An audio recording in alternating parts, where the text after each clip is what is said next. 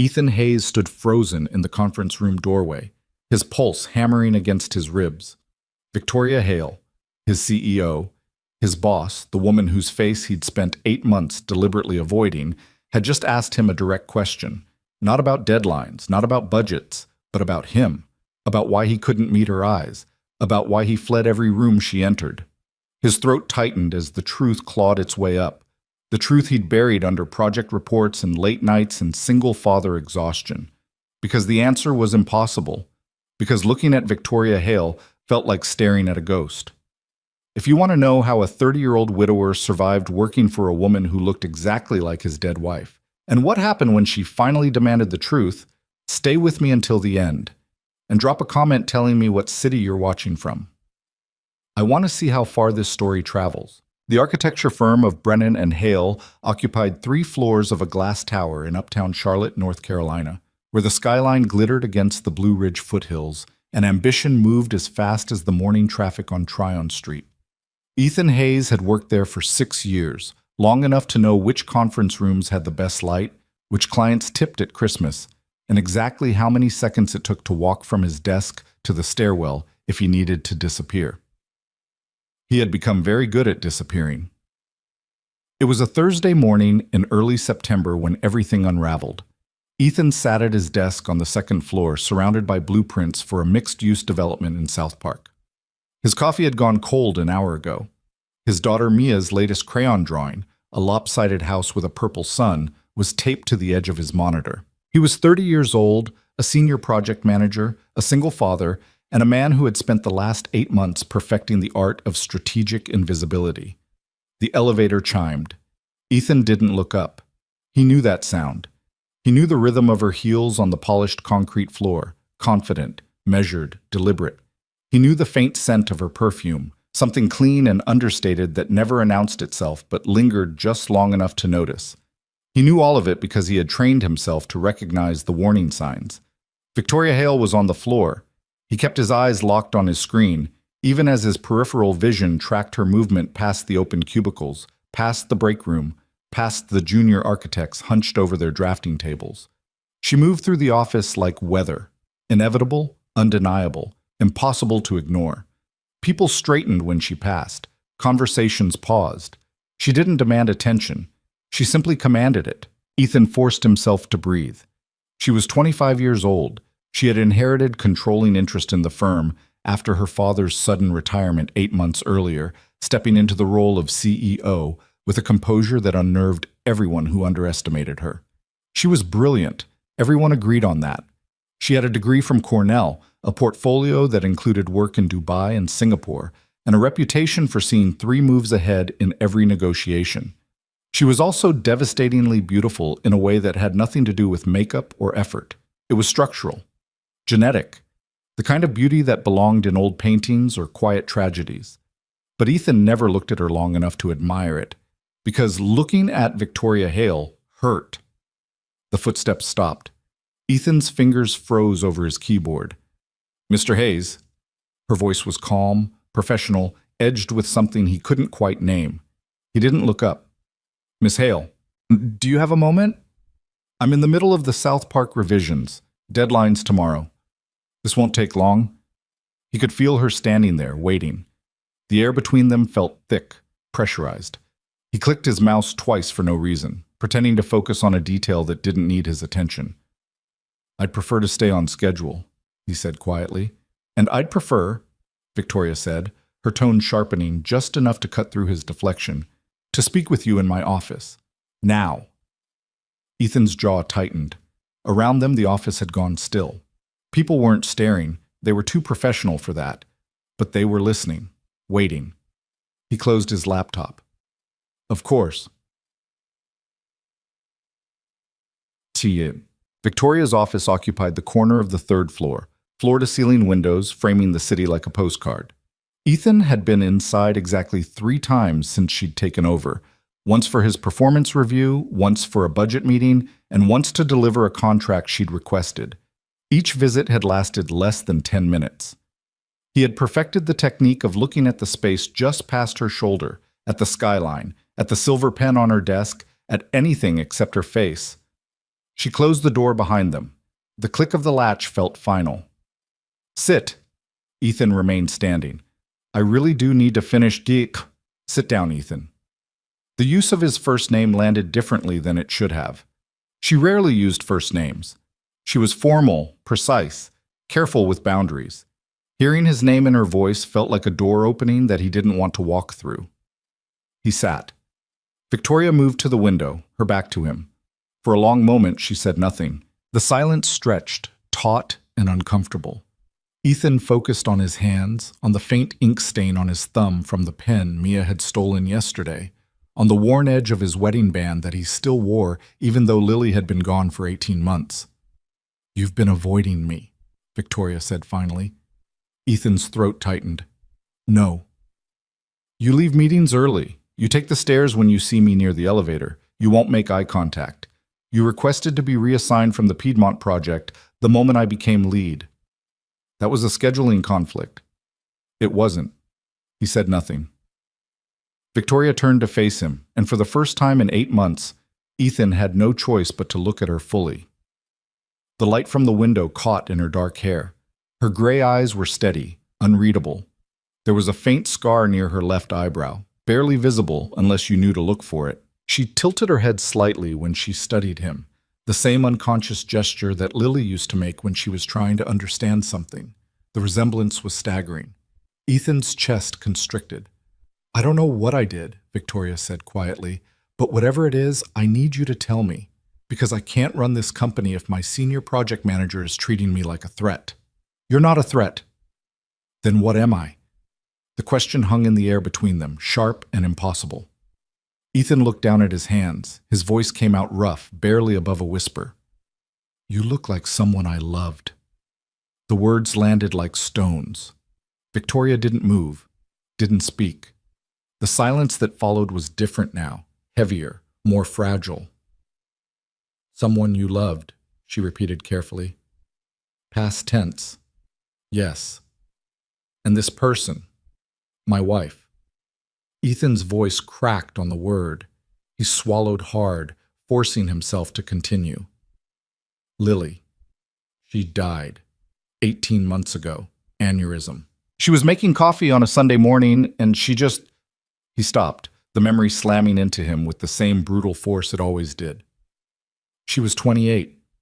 Victoria's expression shifted, something unguarded flickering across her face before she pulled it back under control. I'm sorry, she said softly. Everyone's sorry. Ethan stood abruptly, needing to move, needing to escape the weight of her gaze.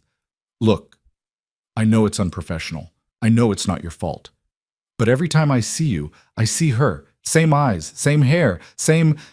He gestured helplessly. Everything. So yes, I avoid you. Because looking at you feels like drowning. He expected her to respond with the usual platitudes. He expected awkwardness or pity or the kind of uncomfortable sympathy that people offered when they didn't know what else to say. Instead, Victoria walked slowly to her desk and sank into the chair. Her hands were trembling. What was her full name? She asked. Ethan frowned. What? Your wife. What was her full name? Lily. Lily Hayes. Before we married, she was Lily Carrington. Victoria went very still. The color drained from her face. Carrington, she whispered. Ethan's pulse spiked. Why are you... What was her birthday? I don't understand. Please. Victoria's voice was tight, controlled, but something desperate leaked through the cracks. Just tell me. March 17th, Ethan said slowly. Why? Victoria opened a drawer in her desk. Her hands were shaking as she pulled out a photograph, old, creased, the colors slightly faded. She stared at it for a long moment before sliding it across the desk toward him. Ethan picked it up. It showed 2 little girls, maybe 4 and 6 years old, sitting on a porch step. They were laughing, arms wrapped around each other, gap-toothed and sunburned and utterly identical. Twins. That's Lily, Victoria said quietly. On the right. Ethan's world tilted. And the other girl? Victoria met his eyes. Me. Ethan set the photograph down carefully, as if it might shatter. That's impossible. I was born March 17th, Victoria said, in Durham, North Carolina. My parents were Sarah and Michael Carrington. When I was 4, they divorced. It was... She stopped, her jaw tightening. Brutal. My father was an architect. Brilliant. Also an alcoholic. My mother had untreated bipolar disorder. They destroyed each other. Ethan's mind was racing, trying to piece together a puzzle he didn't know existed. Lily never mentioned she wouldn't have. Victoria's voice was steady, but her hands gripped the edge of the desk. Because we were separated, the court gave me to my father, gave Lily to my mother. Different cities, different lives. I was told... Her voice wavered. I was told my sister didn't want to see me, that she was better off without me. That's not true. I know that now. Victoria looked at the photograph, her expression raw. It took me 20 years to find her. Ethan's breath caught. You found her? 3 years ago, DNA registry. I'd been searching since I turned 18. When the match came through, She stopped, blinking hard. I didn't believe it at first, but we started emailing, carefully. She was cautious. I didn't blame her. We met once, just once, a weekend in Asheville, 18 months ago. The timeline crashed into Ethan like a freight train. 18 months, he repeated numbly. She told me about you, Victoria said quietly. About Mia, about the life she'd built. She was so proud of you, she said... Her voice broke. She said you made her believe in second chances. Ethan couldn't breathe. We were supposed to meet again, Victoria continued. She wanted to introduce us properly, wanted Mia to know she had an aunt, but then she died. Yes. The silence that followed was enormous. Ethan stared at the woman sitting across from him, the woman he'd been avoiding for 8 months, the woman whose face had felt like a punishment, and saw her clearly for the first time. Not as a ghost, not as a reminder of everything he'd lost, but as someone who had lost her, too. You didn't know, Victoria said. When I took over the company, when I walked onto the floor that first day and saw you standing there, you had no idea who I was. No. And I couldn't tell you because it felt... She stopped, struggling for words.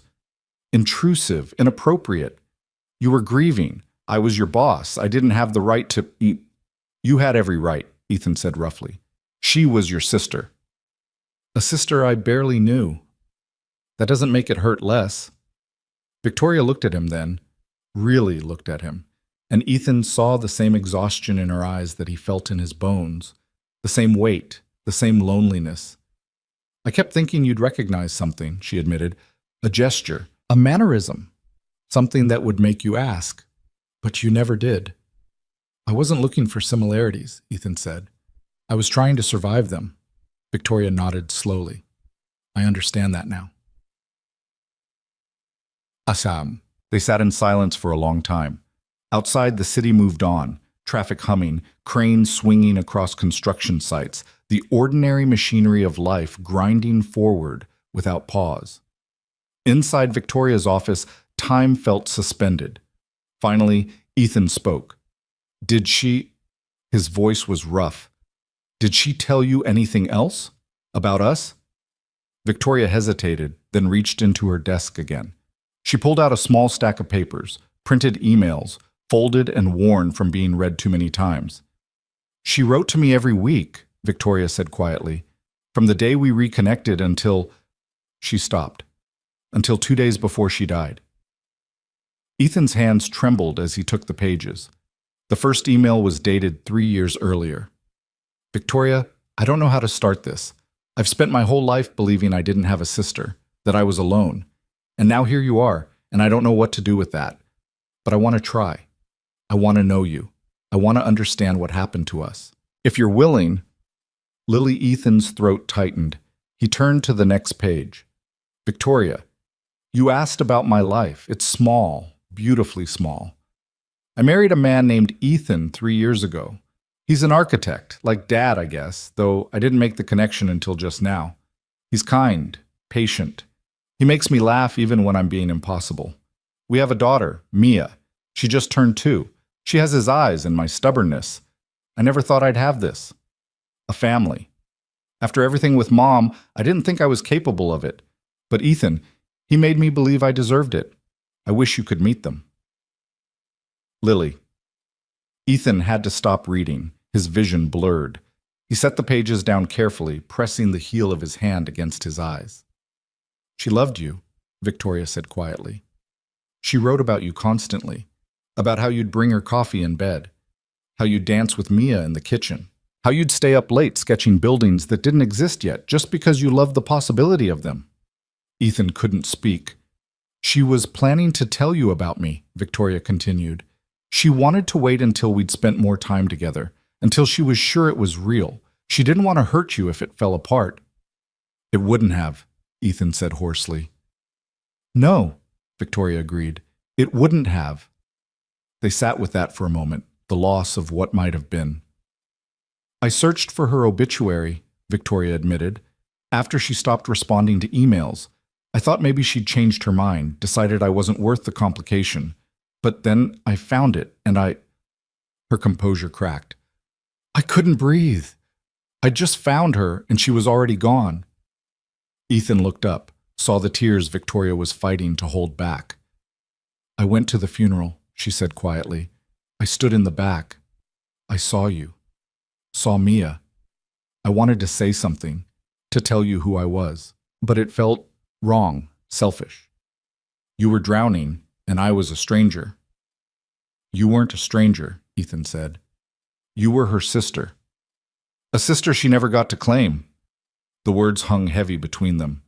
Ethan thought about that day, the funeral, the endless receiving line, the faces blurring together into a parade of sympathy he couldn't process. He tried to remember if he'd seen her, if some part of him had recognized the resemblance, but grief had made him blind to everything except the unbearable fact of Lily's absence. When I took over the company, Victoria said, I didn't know you worked here.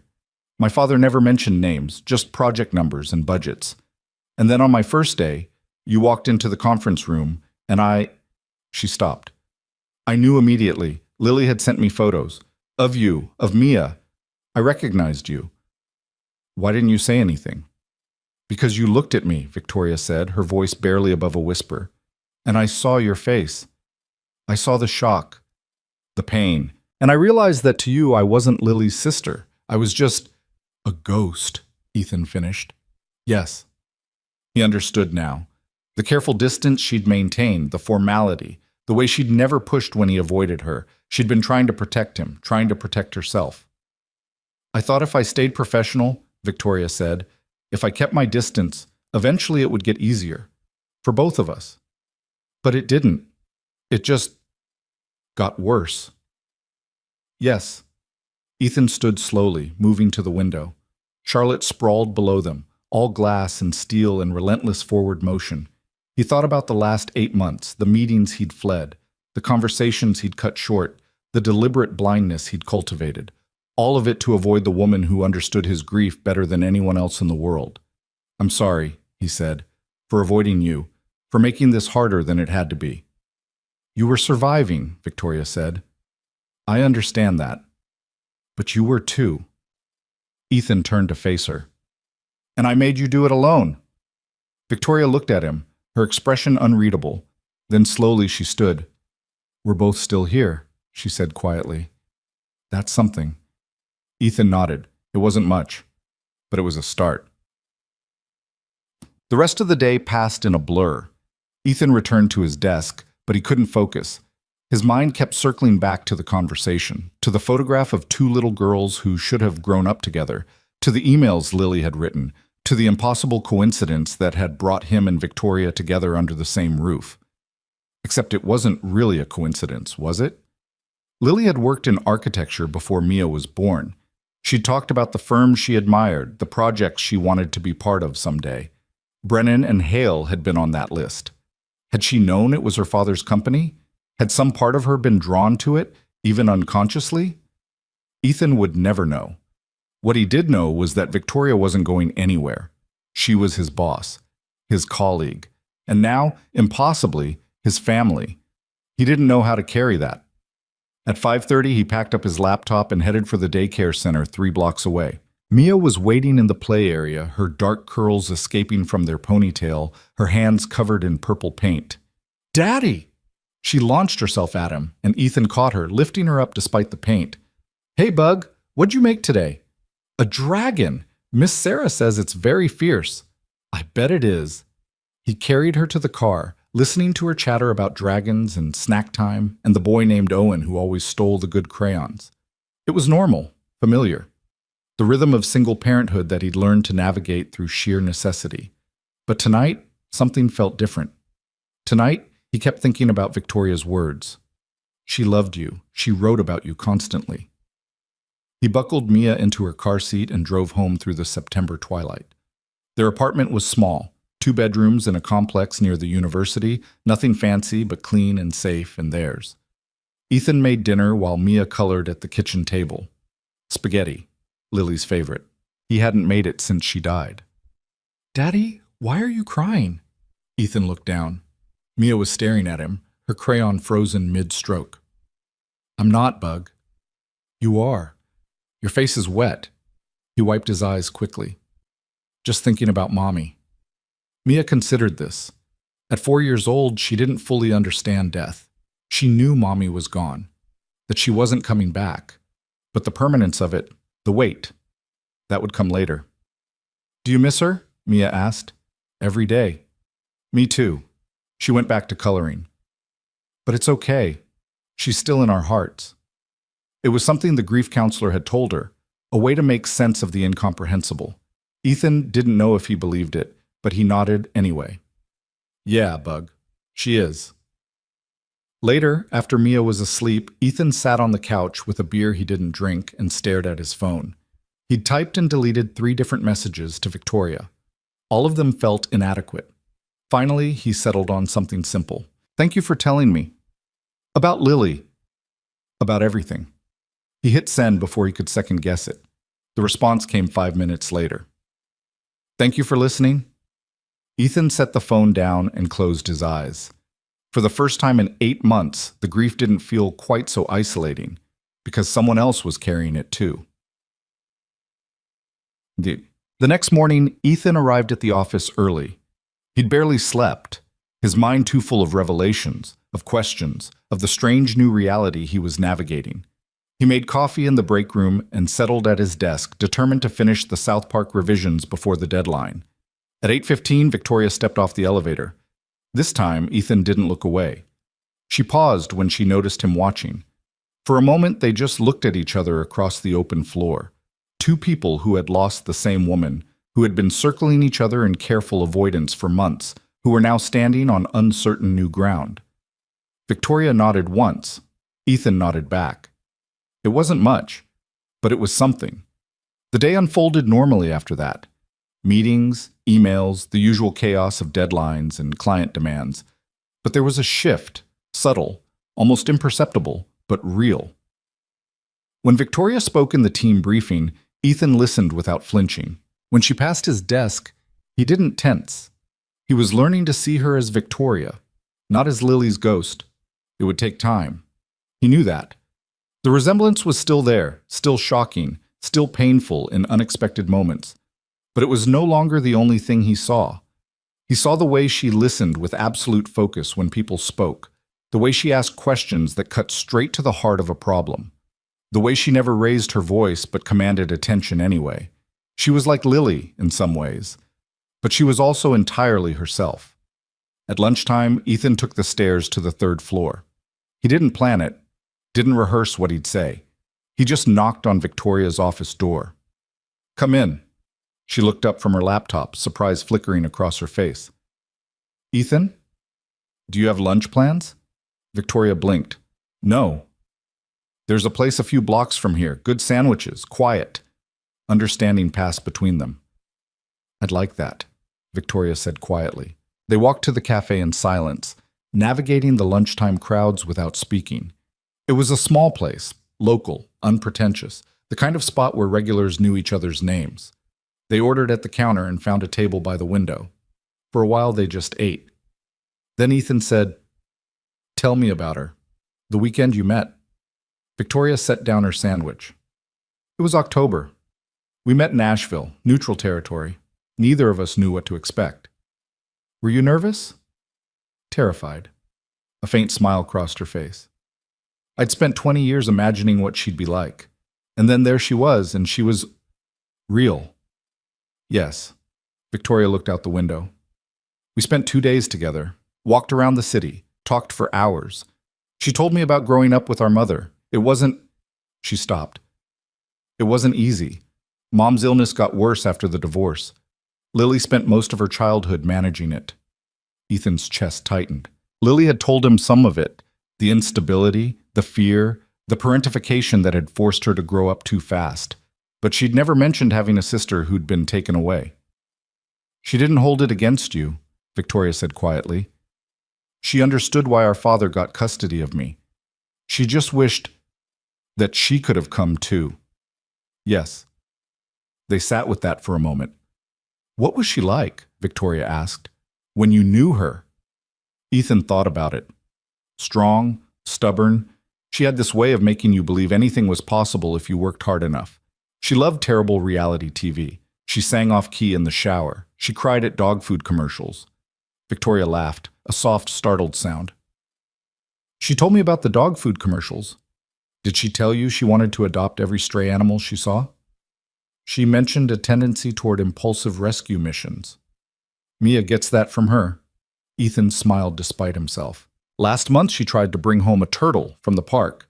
I had to explain property laws to a 4-year-old. Victoria's expression softened. How is Mia? Really? She's okay, I think. She asks about Lily sometimes, wants to know if Mommy can see her from heaven. I don't know what to tell her. The truth, Victoria said, that you don't know, but that her mother loved her. I do tell her that. Then you're doing it right. They finished their lunch talking about small things, work projects, Charlotte traffic, the weather, normal things, safe things. But underneath it all was the weight of shared loss, the recognition that they were navigating the same impossible terrain. When they walked back to the office, Ethan felt something shift. Not resolution, not closure, but maybe the beginning of something else. The weeks that followed were strange. Ethan and Victoria fell into a new rhythm, professional but no longer distant. They spoke in meetings without Ethan avoiding her gaze. They passed in hallways without tension crackling between them. They were learning to exist in the same space without the weight of resemblance crushing everything else. But it wasn't easy.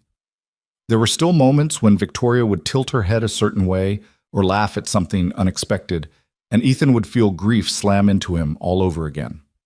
There were still mornings when he walked onto the floor and saw her standing by the window, and for one brutal second his heart would leap before reality crashed back down. She wasn't Lily. She would never be Lily. And slowly, painfully, Ethan was learning to accept that. One evening in late September, Victoria stayed late at the office. Ethan was packing up when he saw the light still on in her office. He hesitated, then climbed the stairs. She was at her desk, surrounded by blueprints and budget reports, her hair pulled back, her sleeves rolled up. "You should go home," Ethan said from the doorway. Victoria looked up, startled. "I could say the same to you. I have a 4-year-old waiting. What's your excuse?" She smiled faintly. "Perfectionism." Lily had that too. The words slipped out before Ethan could stop them. Victoria's smile faded. "I'm sorry," Ethan said quickly. "I didn't mean..." "It's okay." Victoria set down her pen. "You're allowed to see the similarities." "I'm trying not to." "Why?" The question caught him off guard. "Because it's not fair to you," Ethan said. "You're not her. You shouldn't have to carry that." Victoria stood, moving around the desk. "What if I want to?" Ethan frowned. "What?" "She was my sister," Victoria said quietly. "For 20 years I didn't know her, and then for 18 months I had her. And now she's gone. But you..." She stopped, her voice thick. "You carry her every day, in your memories. In Mia, in the way you talk about her. And I..." Her composure cracked.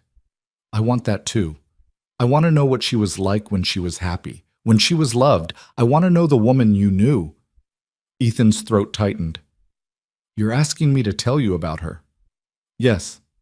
He didn't know if he could do that, didn't know if he was strong enough to open those wounds again, But then he looked at Victoria, really looked at her, and saw the same desperate need that he felt every time he looked at Mia, the need to keep Lily alive. "Okay," he said quietly. "I'll tell you." They started meeting on Thursdays after work.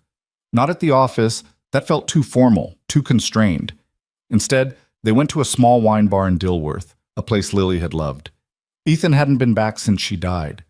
Walking through the door felt like stepping into memory. The first night they sat at the bar and Ethan talked. He told Victoria about the day he met Lily, at a gallery opening neither of them particularly cared about, both of them hiding near the exit, waiting for a polite moment to leave. He told her about their first date, a disaster of a hike that ended with Lily twisting her ankle and Ethan carrying her a mile back to the car.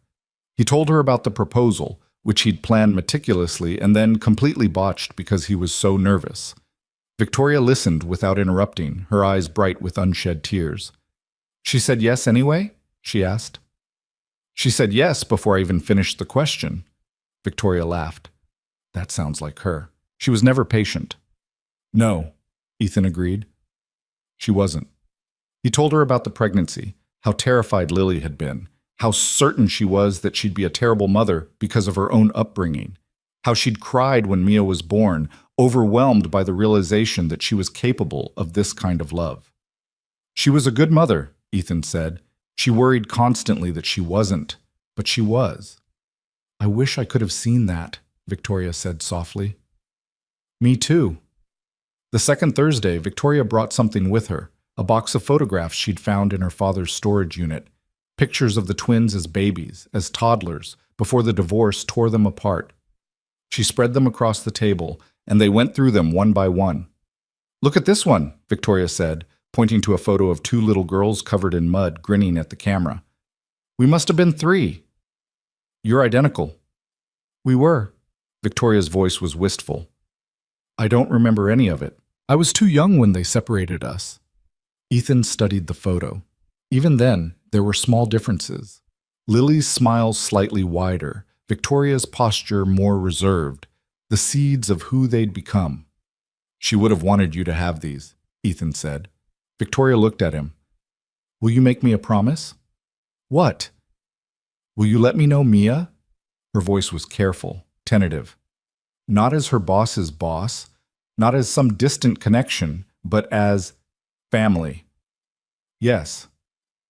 Ethan thought about it, about what Lily would have wanted, about the sister she'd searched for and found too late. "She should know her aunt," he said finally.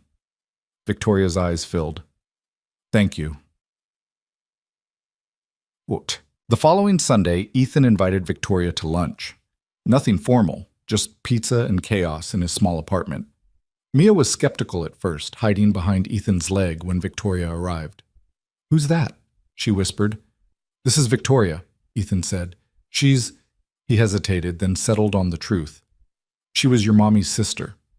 Mia peeked around his leg, studying Victoria with solemn 4-year-old intensity.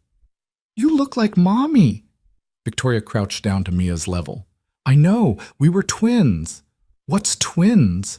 "It means we were born on the same day, and we looked exactly alike." Mia considered this. "Did you like dragons?" Victoria smiled. "I don't know. Do you?" "I love dragons. They're fierce." "Then I probably love them too, because sisters are usually alike."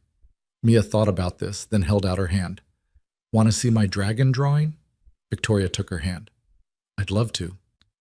Ethan watched them disappear into Mia's room, something tight in his chest loosening just slightly. This was what Lily would have wanted. Not grief, not avoidance, but connection.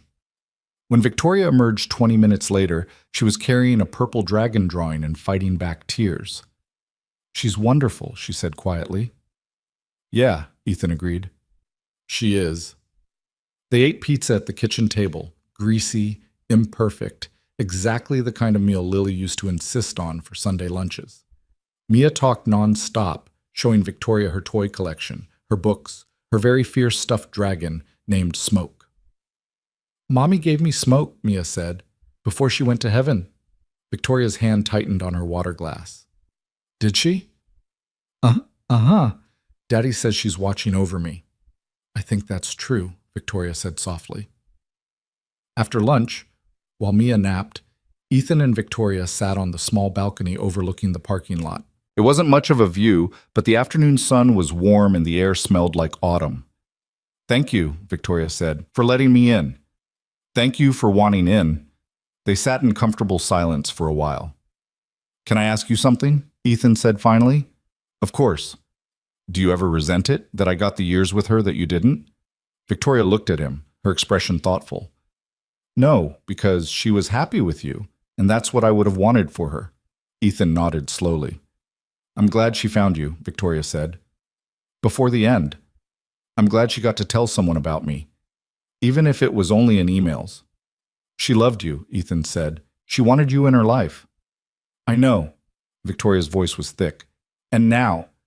She stopped, struggling for words. Now I get to love the family she left behind. That's something. It was. As October arrived, bringing cooler air and the first hints of color to the trees, Ethan found himself looking forward to Thursdays, to the conversations that ranged from painful to funny to quietly profound. Victoria told him about growing up with their father, about his brilliance and his demons, about the loneliness of being raised by someone who loved his work more than he loved people.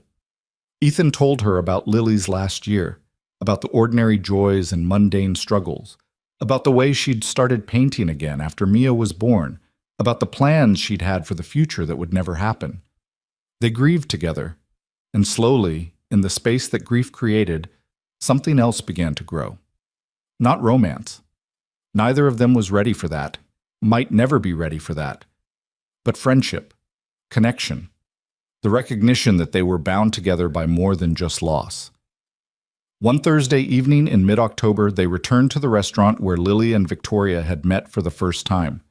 Ethan had never been there before, but Victoria described it in such detail that he felt like he had. They ordered wine and talked for hours.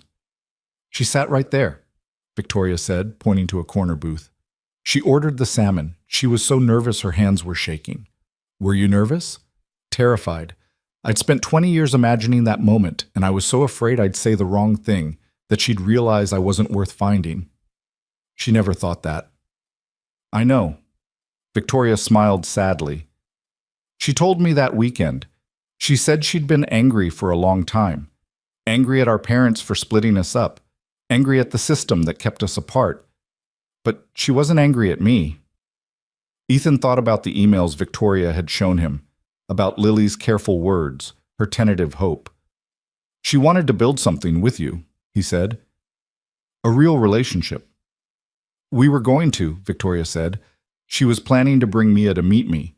We were talking about Christmas, and then... I know. They sat with that silence. I keep thinking, Victoria said finally, about what she'd want from us now, from you and me. What do you think she'd want? I think she'd want us to be okay, to take care of each other, to make sure Mia knows where she came from. I think you're right. Victoria looked at him, her gray eyes steady. And I think she'd want you to be happy again, eventually. Ethan's throat tightened. I don't know how to do that. Neither do I, Victoria admitted, but maybe we can figure it out together. It wasn't a promise, it wasn't a plan, but it was enough. As they left the restaurant that night, walking out into the cool October air, Ethan felt something he hadn't felt in 18 months. Not happiness, exactly, but possibility. The grief was still there, would always be there. But it wasn't the only thing anymore. And as he looked at Victoria, not seeing Lily's ghost, but seeing the woman who had searched for 20 years to find her sister, who had lost her too soon, who was trying just as hard as he was to build something good from the wreckage, he thought maybe that was enough. For now, it was enough. November arrived with a cold snap that turned Charlotte's streets silver with frost. Ethan stood in the office parking garage at 7 in the morning, watching his breath cloud in the air as he waited for his car to warm up. The radio droned about traffic on I-77, but he wasn't listening. His mind was stuck on the conversation he'd had with Mia the night before. Is Victoria coming for Thanksgiving? She'd asked, her crayon pausing over a drawing of a turkey with improbable purple feathers. Ethan had looked up from the dishes. I don't know, Bug. I haven't asked her yet. You should ask her. She's family. The simple certainty in Mia's voice had hit him harder than he expected. 4 years old, and she already understood something he was still struggling to accept. Victoria was family. Not in the way Lily had been. That space was permanent, unchangeable, still raw even after 18 months, but family nonetheless. The thread connecting them wasn't just grief anymore. It was something more complicated, more intentional. He pulled out of the garage and drove through the dark streets toward the office. The city was just waking up, coffee shops flipping their signs to open, joggers brave enough to face the cold moving along the sidewalks in small, determined clusters. By the time he reached the tower, the sun was starting to break over the eastern horizon, painting the glass buildings in shades of amber and gold. Victoria's car was already in the lot. Ethan found her on the third floor, standing at the window of her office with a coffee cup cradled in both hands. She didn't turn when he knocked, but her reflection in the glass showed she'd heard him. "You're here early," she said. "So are you." "Couldn't sleep." Ethan stepped into the office. "Bad night?" Victoria took a sip of her coffee before answering. "Just thinking." "About what?" She turned to face him then, and Ethan saw the exhaustion in her eyes. "About how my father died 3 years ago and I never told Lily. About how I was so focused on protecting myself, on not getting hurt if she rejected me, that I wasted time we didn't have." The pain in her voice was raw, unguarded. "You didn't waste it," Ethan said quietly. "You spent 18 months building something with her. That's not nothing. It feels like nothing now." "I know." Ethan moved to stand beside her at the window. "But Mia asked about you last night. She wants to know if you're coming for Thanksgiving." Victoria looked at him, surprise flickering across her face. "You're inviting me?" "If you don't have other plans." "I don't." Her voice was soft. "I usually work through the holidays." "Then don't. Come to us. It won't be fancy, I'm not much of a cook, but Mia would love it, and I—" He stopped, choosing his words carefully. "I think Lily would want you there." Victoria's eyes filled, but she blinked the tears back. "Okay." "Okay?" "Yes, I'll come." They stood together in silence for a moment, watching the city brighten below them. Then Victoria said something that changed everything. "The board wants to meet with me next week." Ethan frowned. "About what?" "About us." His stomach dropped. "What about us?" Victoria set her coffee cup down with deliberate care. "Someone noticed that we've been spending time together outside of work. Someone else noticed the resemblance between me and—" She stopped. "Between me and your late wife. And now there are questions about conflict of interest." "That's insane. We're family." "Family that no one knew about until recently." Victoria's voice was tight with controlled frustration. "And technically, I'm your direct supervisor. The optics are complicated." Ethan felt anger rising in his chest. "So what are they suggesting? That we stop talking? That you fire me?" "I don't know yet, but I wanted you to be prepared." She met his eyes. "Whatever happens, I'm not going to let them turn this into something ugly. Lily deserves better than that." "So do you." Victoria's expression softened slightly. "Thank you. When's the meeting?" "Wednesday, 2 o'clock. "I should be there." "You can't be. It's a closed session." "Then I'll wait outside." Victoria shook her head. "Ethan, I'm not letting you face this alone," he said firmly. "Lily would never forgive me." For a moment, Victoria looked like she might argue. Then something in her posture shifted. Acceptance, maybe, or gratitude. "Okay," she said quietly, "but stay out of sight. I don't want to give them more ammunition." "Deal."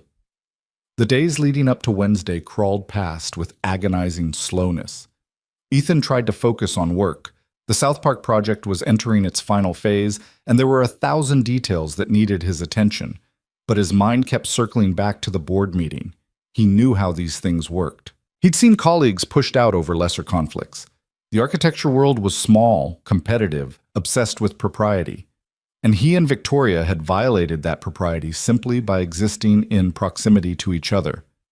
On Tuesday evening, he called his mother in Raleigh. She'd been asking to visit for weeks, wanting to see Mia, and he'd been putting her off. Now he needed her voice, steady, practical, grounding. "Ethan, honey, what's wrong?" she asked the moment she heard his tone. He told her everything. About Victoria being Lily's sister, about the board meeting, about the impossible situation they'd found themselves in through no fault of their own. His mother listened without interrupting, the way she always did. "What do you want to happen?" she asked when he finished. "I want them to leave us alone. We're not doing anything wrong." "I know that, but what do you want? Not for the board, for you." Ethan looked across the living room to where Mia was watching a cartoon, Smoke the Dragon tucked under her arm. "I want Mia to know her aunt. I want Victoria to have the family she searched for. I want—" He stopped, the admission catching in his throat. "I want to stop feeling so alone." "Oh, sweetheart. I know it's complicated. I know people will judge. But Mom, she's all I have left of Lily. The only person who understands what it was like to lose her." "Then fight for that," his mother said firmly. "Don't let some board full of strangers tell you how to grieve. Don't let them take away the one good thing that's come out of this nightmare." Ethan closed his eyes. "I'm scared I'll lose my job." "Then you'll find another job. But you won't find another sister for Mia. You won't find another person who loved Lily the way Victoria did." She was right. He knew she was right. "Thanks, Mom." "Any time, honey. And Ethan, tell Victoria she has family in Raleigh too. She's welcome here whenever she wants." When he hung up, Ethan felt something settle in his chest. Not certainty. He was too much of a realist for that. But resolve. Whatever happened on Wednesday, he would face it. Wednesday morning arrived gray and cold, the sky threatening rain. Ethan dressed carefully. The charcoal suit Lily had picked out for him 3 years ago, the blue tie she'd claimed, brought out his eyes. Armor for a battle he couldn't fight directly, but refused to abandon. He dropped Mia at daycare and drove to the office, arriving at 1:30. The board met in the executive conference room on the 4th floor, a space Ethan had only been in a handful of times, always for major presentations or company-wide announcements. Today, it felt like a courtroom.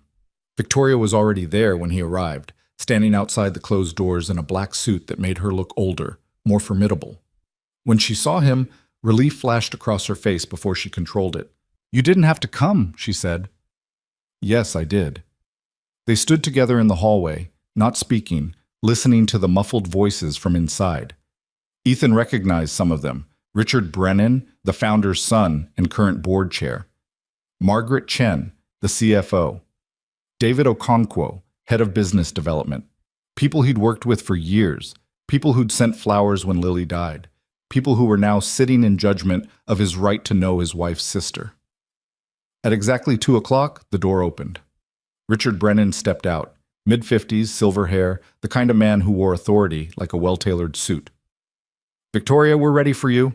Victoria straightened her shoulders. She glanced at Ethan once, a look that said everything she couldn't say out loud, then walked into the conference room. The door closed behind her with a decisive click. Ethan sank into one of the chairs lining the hallway and waited. 20 minutes passed. 30, 45. Through the heavy door, he could hear the rise and fall of voices but couldn't make out words. He checked his phone compulsively. No messages, no updates, just the slow crawl of time on the screen. At 3:15, the door opened again. Margaret Chen emerged first, her expression unreadable. Then David Okonkwo, who nodded politely at Ethan but didn't stop. Then the others, board members whose names Ethan knew but whose faces blurred together in his anxiety. Finally, Victoria stepped out. She looked shaken but composed. When she met Ethan's eyes, he couldn't read what had happened. Richard Brennan was the last to leave. He paused when he saw Ethan. "Mr. Hayes, I didn't realize you were here." Ethan stood. "I wanted to be available, in case I was needed." "That won't be necessary." Brennan's tone was formal, distant. "But I appreciate your dedication to the firm." It wasn't a compliment, it was a warning. When Brennan disappeared into the elevator, Ethan turned to Victoria. "What happened?" She shook her head. "Not here." They took the stairs down to the parking garage in silence. Victoria's car was on the lower level, tucked in the corner away from the security cameras. Only when they were standing beside it, hidden from view, did she finally speak. "They know everything about Lily, about the DNA search, about the weekend in Asheville." Her voice was tight. Someone did a background check on me, probably when I took over as CEO. They found the connection. Why bring it up now? Because someone on the board noticed us having lunch together, noticed me going to your apartment, noticed... She stopped, frustration bleeding through her control. Noticed that we look like each other. Or rather, that I look like your dead wife. Ethan's hands clenched into fists. What did you tell them? The truth. That Lily was my sister. That I'd been searching for her for 20 years. That we met once before she died. That I had no idea you worked here when I took the position. Victoria leaned against her car, exhausted. I told them that you're my family. That Mia is my niece. That there is no conflict of interest because there is no romantic relationship and never will be.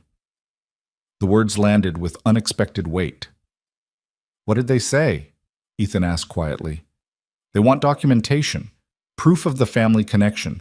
They want me to recuse myself from any decisions involving your employment, promotions, raises, project assignments. They want us to maintain appropriate professional boundaries in the office. She laughed bitterly. Whatever that means. Did they threaten to fire you?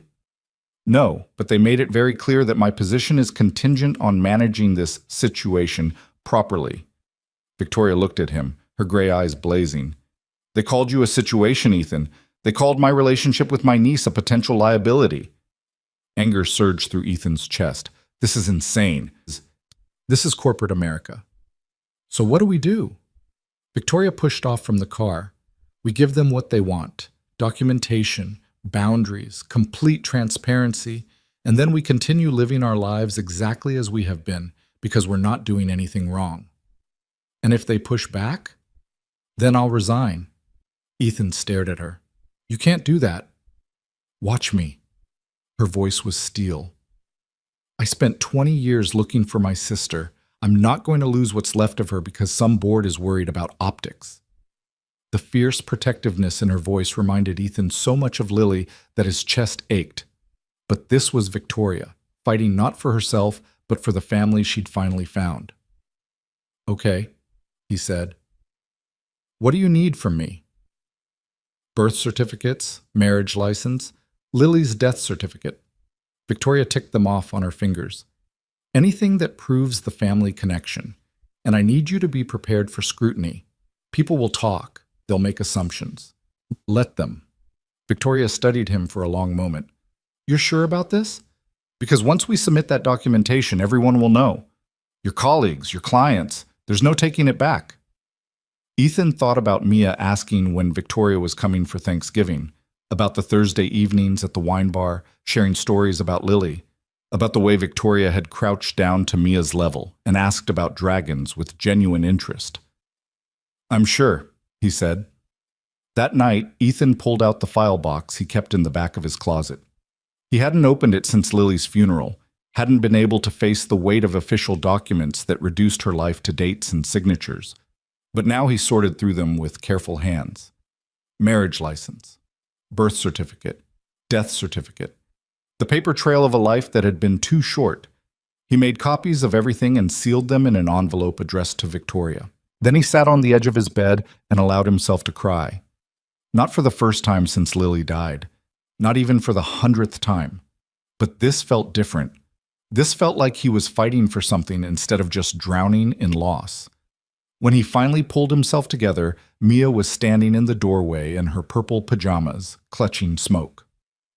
Daddy, why are you sad? Ethan wiped his eyes quickly. Just missing Mommy. Mia climbed onto the bed beside him. Is Victoria okay? The question surprised him.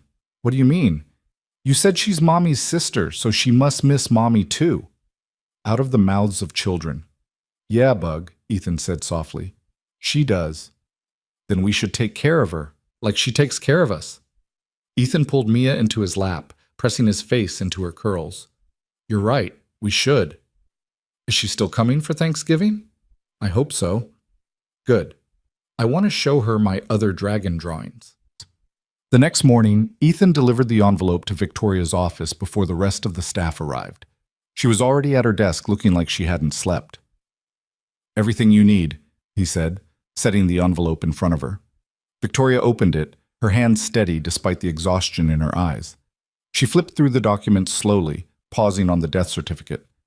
Cerebral aneurysm, she read quietly. Sudden cardiac death secondary to... She stopped, closing the file. I never saw the medical report. I didn't want to know the details.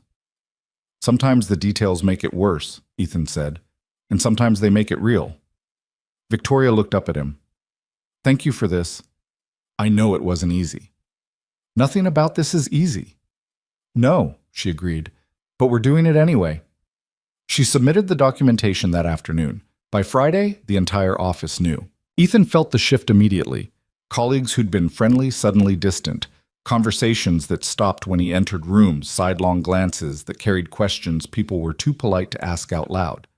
Only Jason Chen, one of the junior architects, had the courage to approach him directly. They were in the break room, Ethan refilling his coffee when Jason leaned against the counter. So it's true? Your boss is your dead wife's twin sister. Ethan's jaw tightened. Yes. That's... Jason searched for words. I mean, that's gotta be weird, right? It's complicated. I bet. Jason grabbed a donut from the box someone had brought in. People are saying she looks exactly like your wife, that you can't tell them apart. There are differences. But the resemblance is... Jason, Ethan's voice was sharp. What are you really asking? Jason had the grace to look embarrassed. I'm just trying to understand how you deal with it. Seeing her every day. I can't imagine. Then don't. Ethan grabbed his coffee and walked out. He made it to the stairwell before the anger gave way to something rawer. He sat on the steps, his coffee growing cold in his hands, and tried to remember how to breathe through the tightness in his chest. The door above him opened. Footsteps descended. Victoria appeared around the corner. Jason told me what he said, she said quietly. I'm sorry. It's not your fault. Isn't it? She sat down beside him on the step. If I hadn't taken this job, if I'd stayed away, then Mia would never know she has an aunt, and I would still be drowning in grief with no one who understands. Ethan looked at her. Jason's an idiot. He doesn't get to decide what this is. And what is this? Victoria asked. It was the same question she'd asked weeks ago, standing in her office. But now it felt different. Now it felt like it mattered. Family, Ethan said firmly. Messy and complicated, and not what anyone expected. But family. Victoria's eyes were bright. Okay. Okay? Yes. She stood, offering him her hand. Come on. We have work to do. Ethan took her hand and let her pull him to his feet. The gossip continued through the following week, but Ethan stopped caring. He focused on his projects, on Mia, on the Thanksgiving dinner that was rapidly approaching. Victoria had offered to bring wine and dessert, pumpkin pie, she'd said, because Lily had always loved pumpkin pie. How do you know that? Ethan had asked. She told me. In one of her emails, she said you made fun of her for putting whipped cream on everything. I did. She'd put whipped cream on pizza if I let her.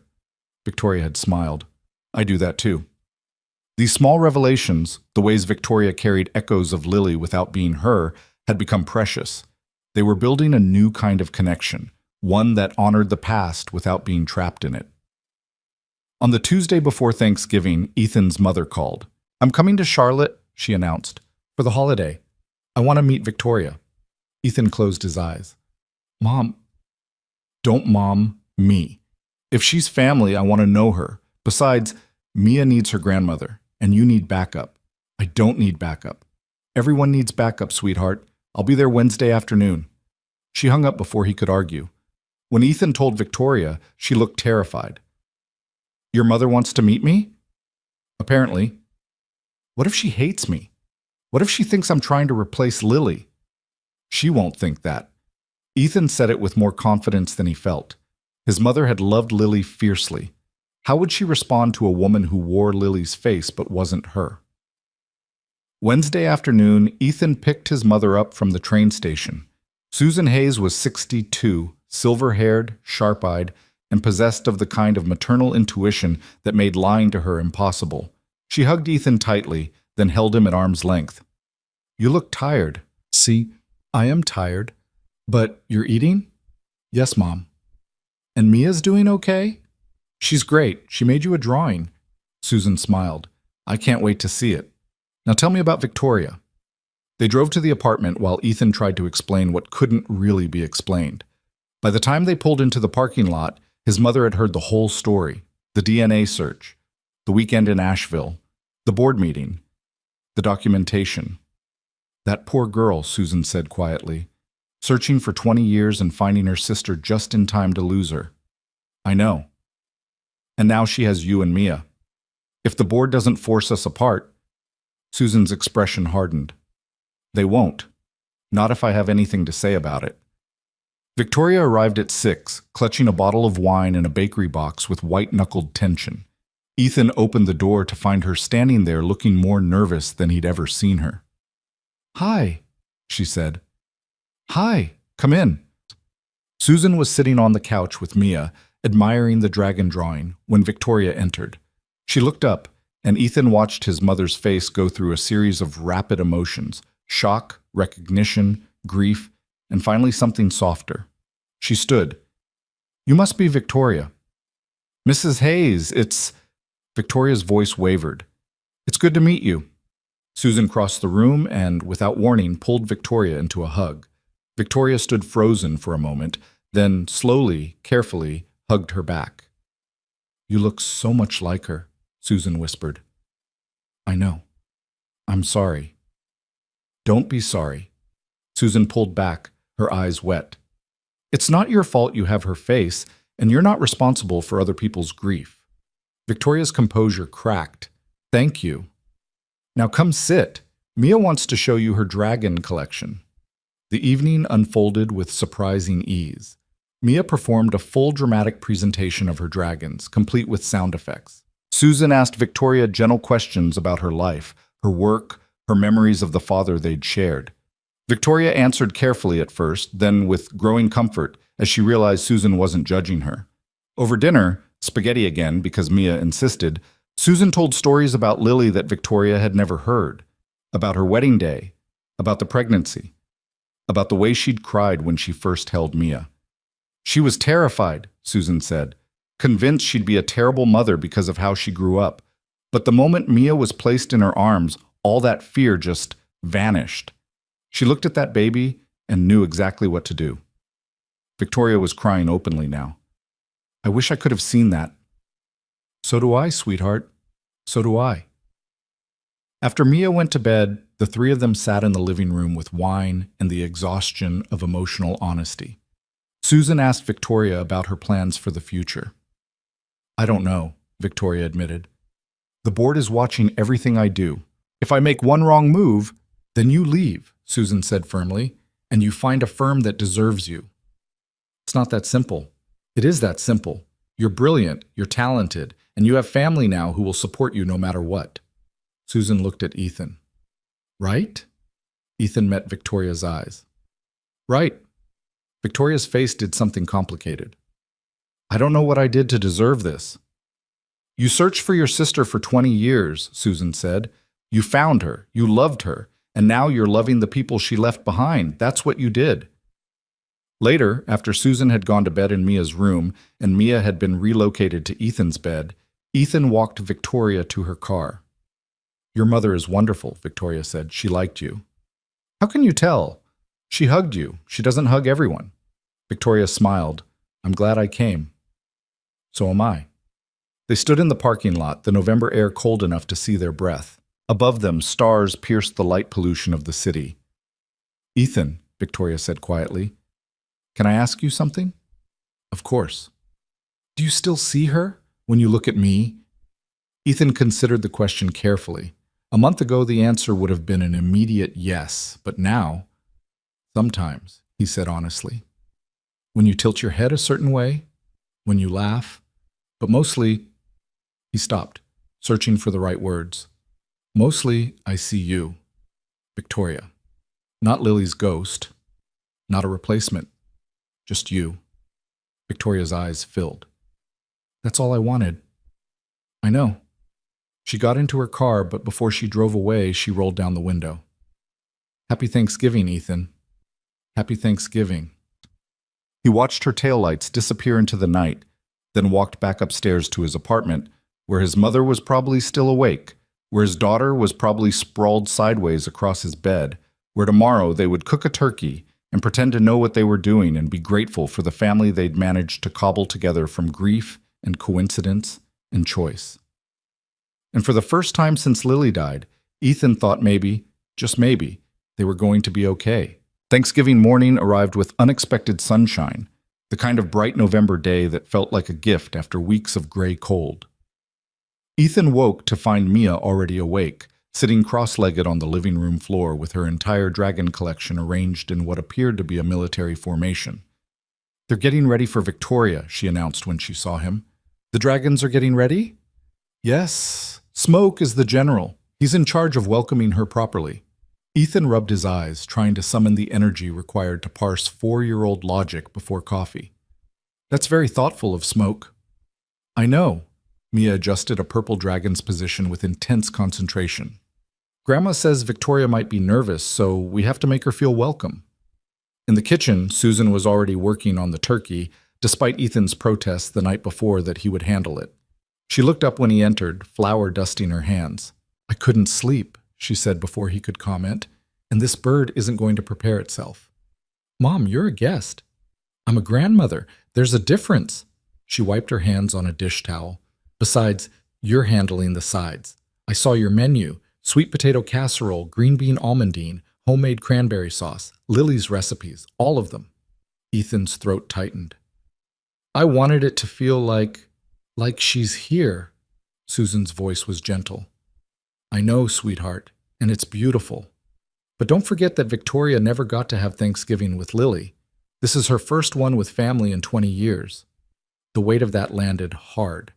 Ethan thought about Victoria's apartment, sleek, modern, impersonal in the way of spaces that were meant for sleeping and not much else. He thought about her working through holidays, filling the emptiness with spreadsheets and conference calls. "I don't want to make this harder for her," he said quietly. "Then make it about the present, not the past." Susan returned her attention to the turkey. "Now go wake up properly and help me with this stuffing. Your recipe card says sage, but I can't find any in your spice cabinet." They worked together through the morning, falling into the familiar rhythm of holiday preparation. Mia helped where she could, mostly by taste testing everything and providing running commentary from the dragons. By noon, the apartment smelled like butter and herbs, and the particular alchemy that only happens when too many dishes compete for oven space.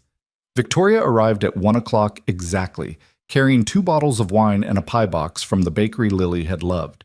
She'd changed out of her usual professional attire into jeans and a cream sweater, her hair loose around her shoulders. She looked younger this way, less guarded. Mia launched herself at Victoria the moment she walked through the door. "You're here? The dragons have been waiting." Victoria caught her, laughing. "Have they? I hope I'm not late."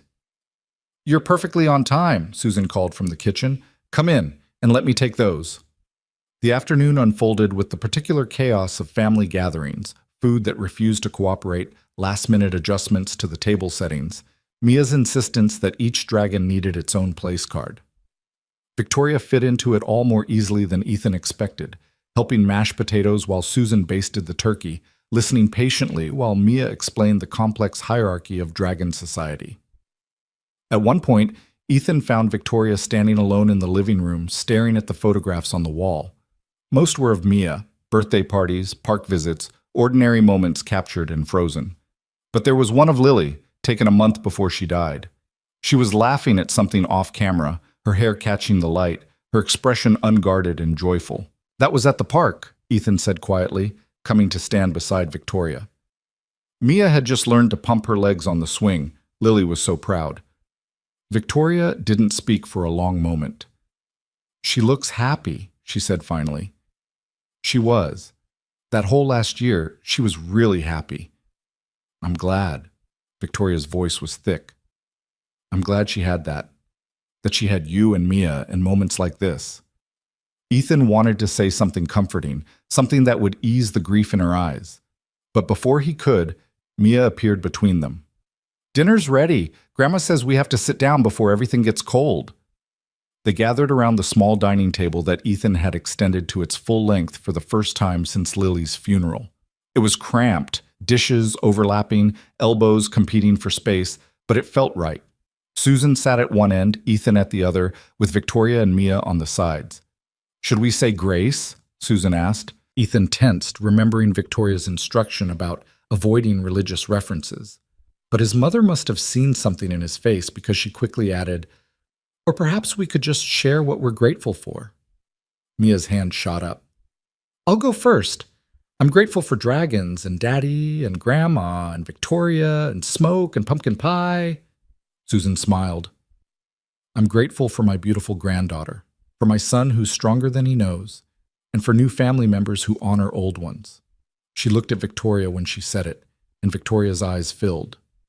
Ethan cleared his throat. "I'm grateful that Mia's healthy and happy, that my mom made the trip, and that—" He looked at Victoria. "That Lily found her sister before it was too late, even if their time was short." All eyes turned to Victoria. She wiped at her eyes quickly, trying to compose herself.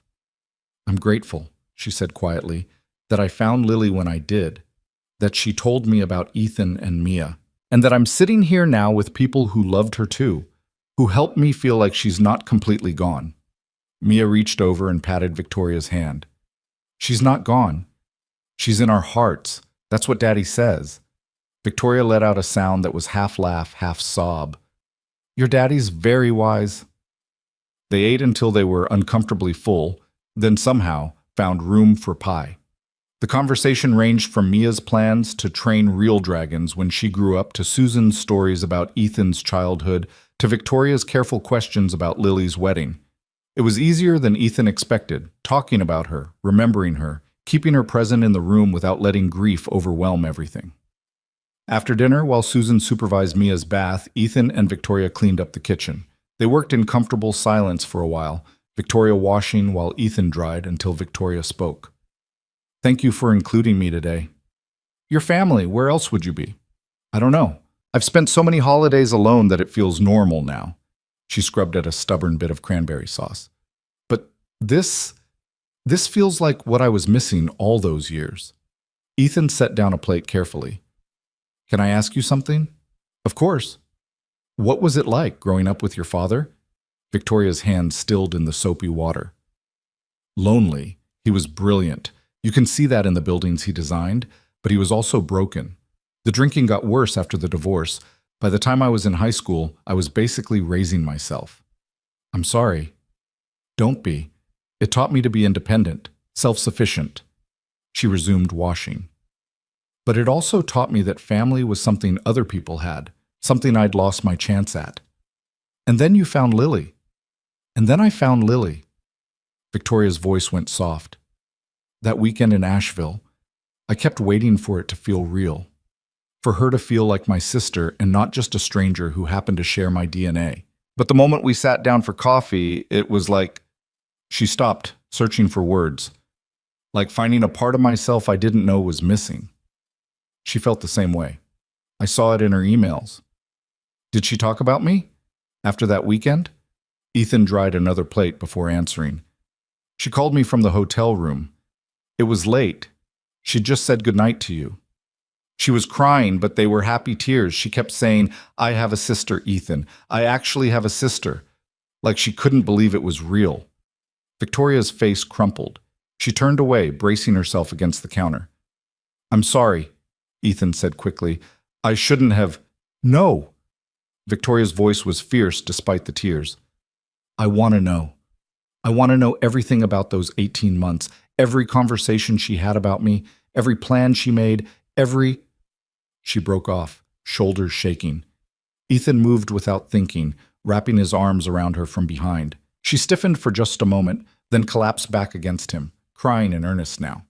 He held her while she shook, while the grief she'd been containing behind professional composure and careful boundaries finally broke free.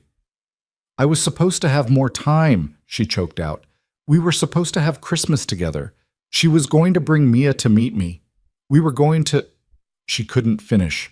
"I know," Ethan said into her hair. "I know." They stood like that for a long time, the kitchen gradually darkening as the sun set. until Victoria's tears subsided into hitching breaths. When she finally pulled away, her face was blotchy and swollen. "I'm sorry," she said, wiping at her eyes. "I didn't mean to fall apart. You're allowed to fall apart. You've been holding it together for months. So have you." "Yeah, well," Ethan handed her a dish towel. "Maybe we both need to fall apart sometimes." Victoria dried her face, then looked at him with something raw and honest in her expression. "I'm scared, Ethan." "Of what?" "That I'm going to lose this too, that the board will force me to choose between my job and my family, that people will keep looking at us and seeing something inappropriate instead of two people trying to honor someone they loved, that—" She stopped. "That you'll wake up one day and realize keeping me in your life hurts more than it helps." The vulnerability in her voice cut straight through Ethan's chest. "That's not going to happen," he said firmly. "You don't know that." "Yes, I do." He stepped closer, making sure she could see his face. "Victoria, you're not a burden. You're not a complication. You're Mia's aunt. You're the only person in the world who understands what it was like to lose Lily. And you're—" He hesitated, then pushed forward. "You're becoming my friend, someone I trust, someone I want in my life. Not because you look like her, but because you're you." Victoria's eyes were bright with fresh tears. "You mean that?"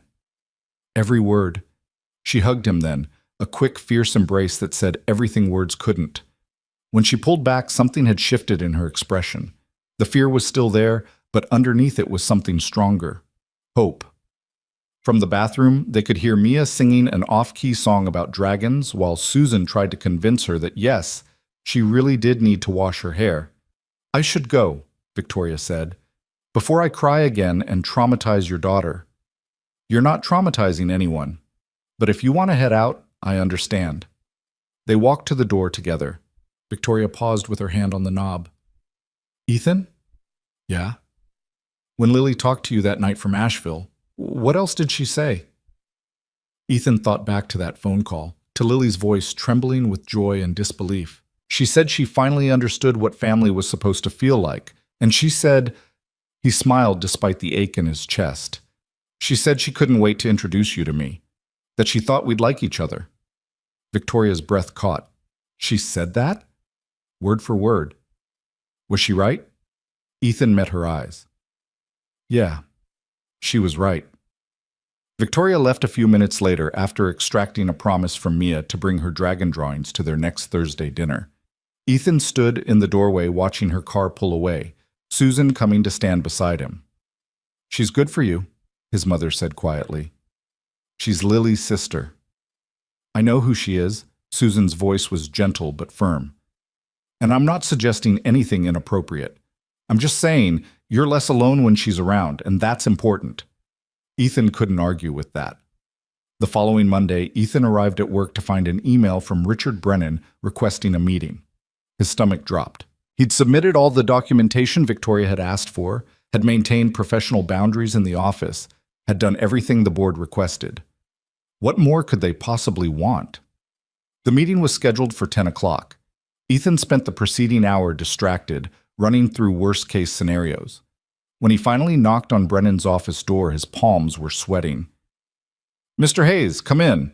Brennan gestured to the chair across from his desk. "I wanted to speak with you about the situation with Ms. Hale. If this is about the documentation is fine, complete and verifiable." Brennan steepled his fingers. "What concerns me is the ongoing perception issue."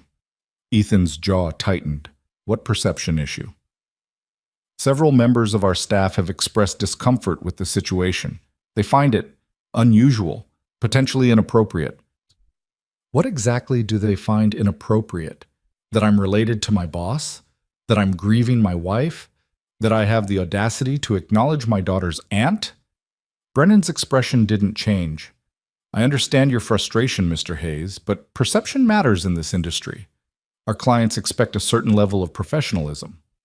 And I've been nothing but professional. I'm not suggesting otherwise. However," Brennan leaned back in his chair, "I am suggesting that it might be beneficial for all parties if you considered a transfer to one of our other offices. We have an opening in Raleigh. Similar role, similar compensation. It would resolve the immediate concern about reporting structure.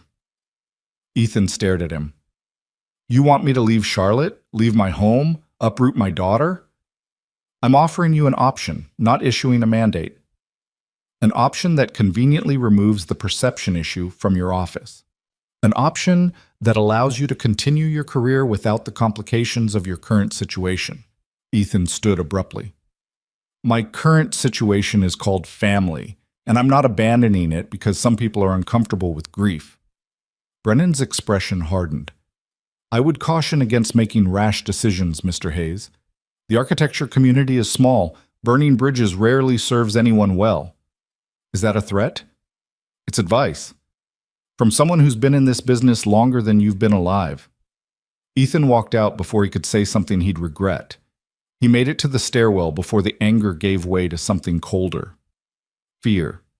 Because Brennan was right about one thing. The architecture community was small. If Ethan pushed back too hard, if he made too much noise, it could follow him for years. But the alternative was abandoning Victoria, proving that the board's discomfort mattered more than family. He couldn't do that. He found Victoria in her office, staring at her computer screen with an expression that suggested she wasn't actually seeing it. She looked up when he knocked. Ethan, what's wrong? He told her about the meeting, about Brennan's suggestion, about the thinly veiled threat hidden beneath professional courtesy. Victoria's face went pale. They want you to transfer. They want the problem to go away. And apparently I'm the problem. No. Victoria stood, her voice sharp. I'm the problem. I'm the one who looks like your dead wife. I'm the one who took over this company. I'm the one who… Stop. Ethan crossed the office in 3 strides. You're not the problem. The board's discomfort is the problem. Their inability to see past optics to the actual truth is the problem. So what do we do? Ethan took a breath. I'm not transferring. I'm not leaving Charlotte. And I'm not pretending we're not family to make them comfortable. They'll make your life hell. Let them try.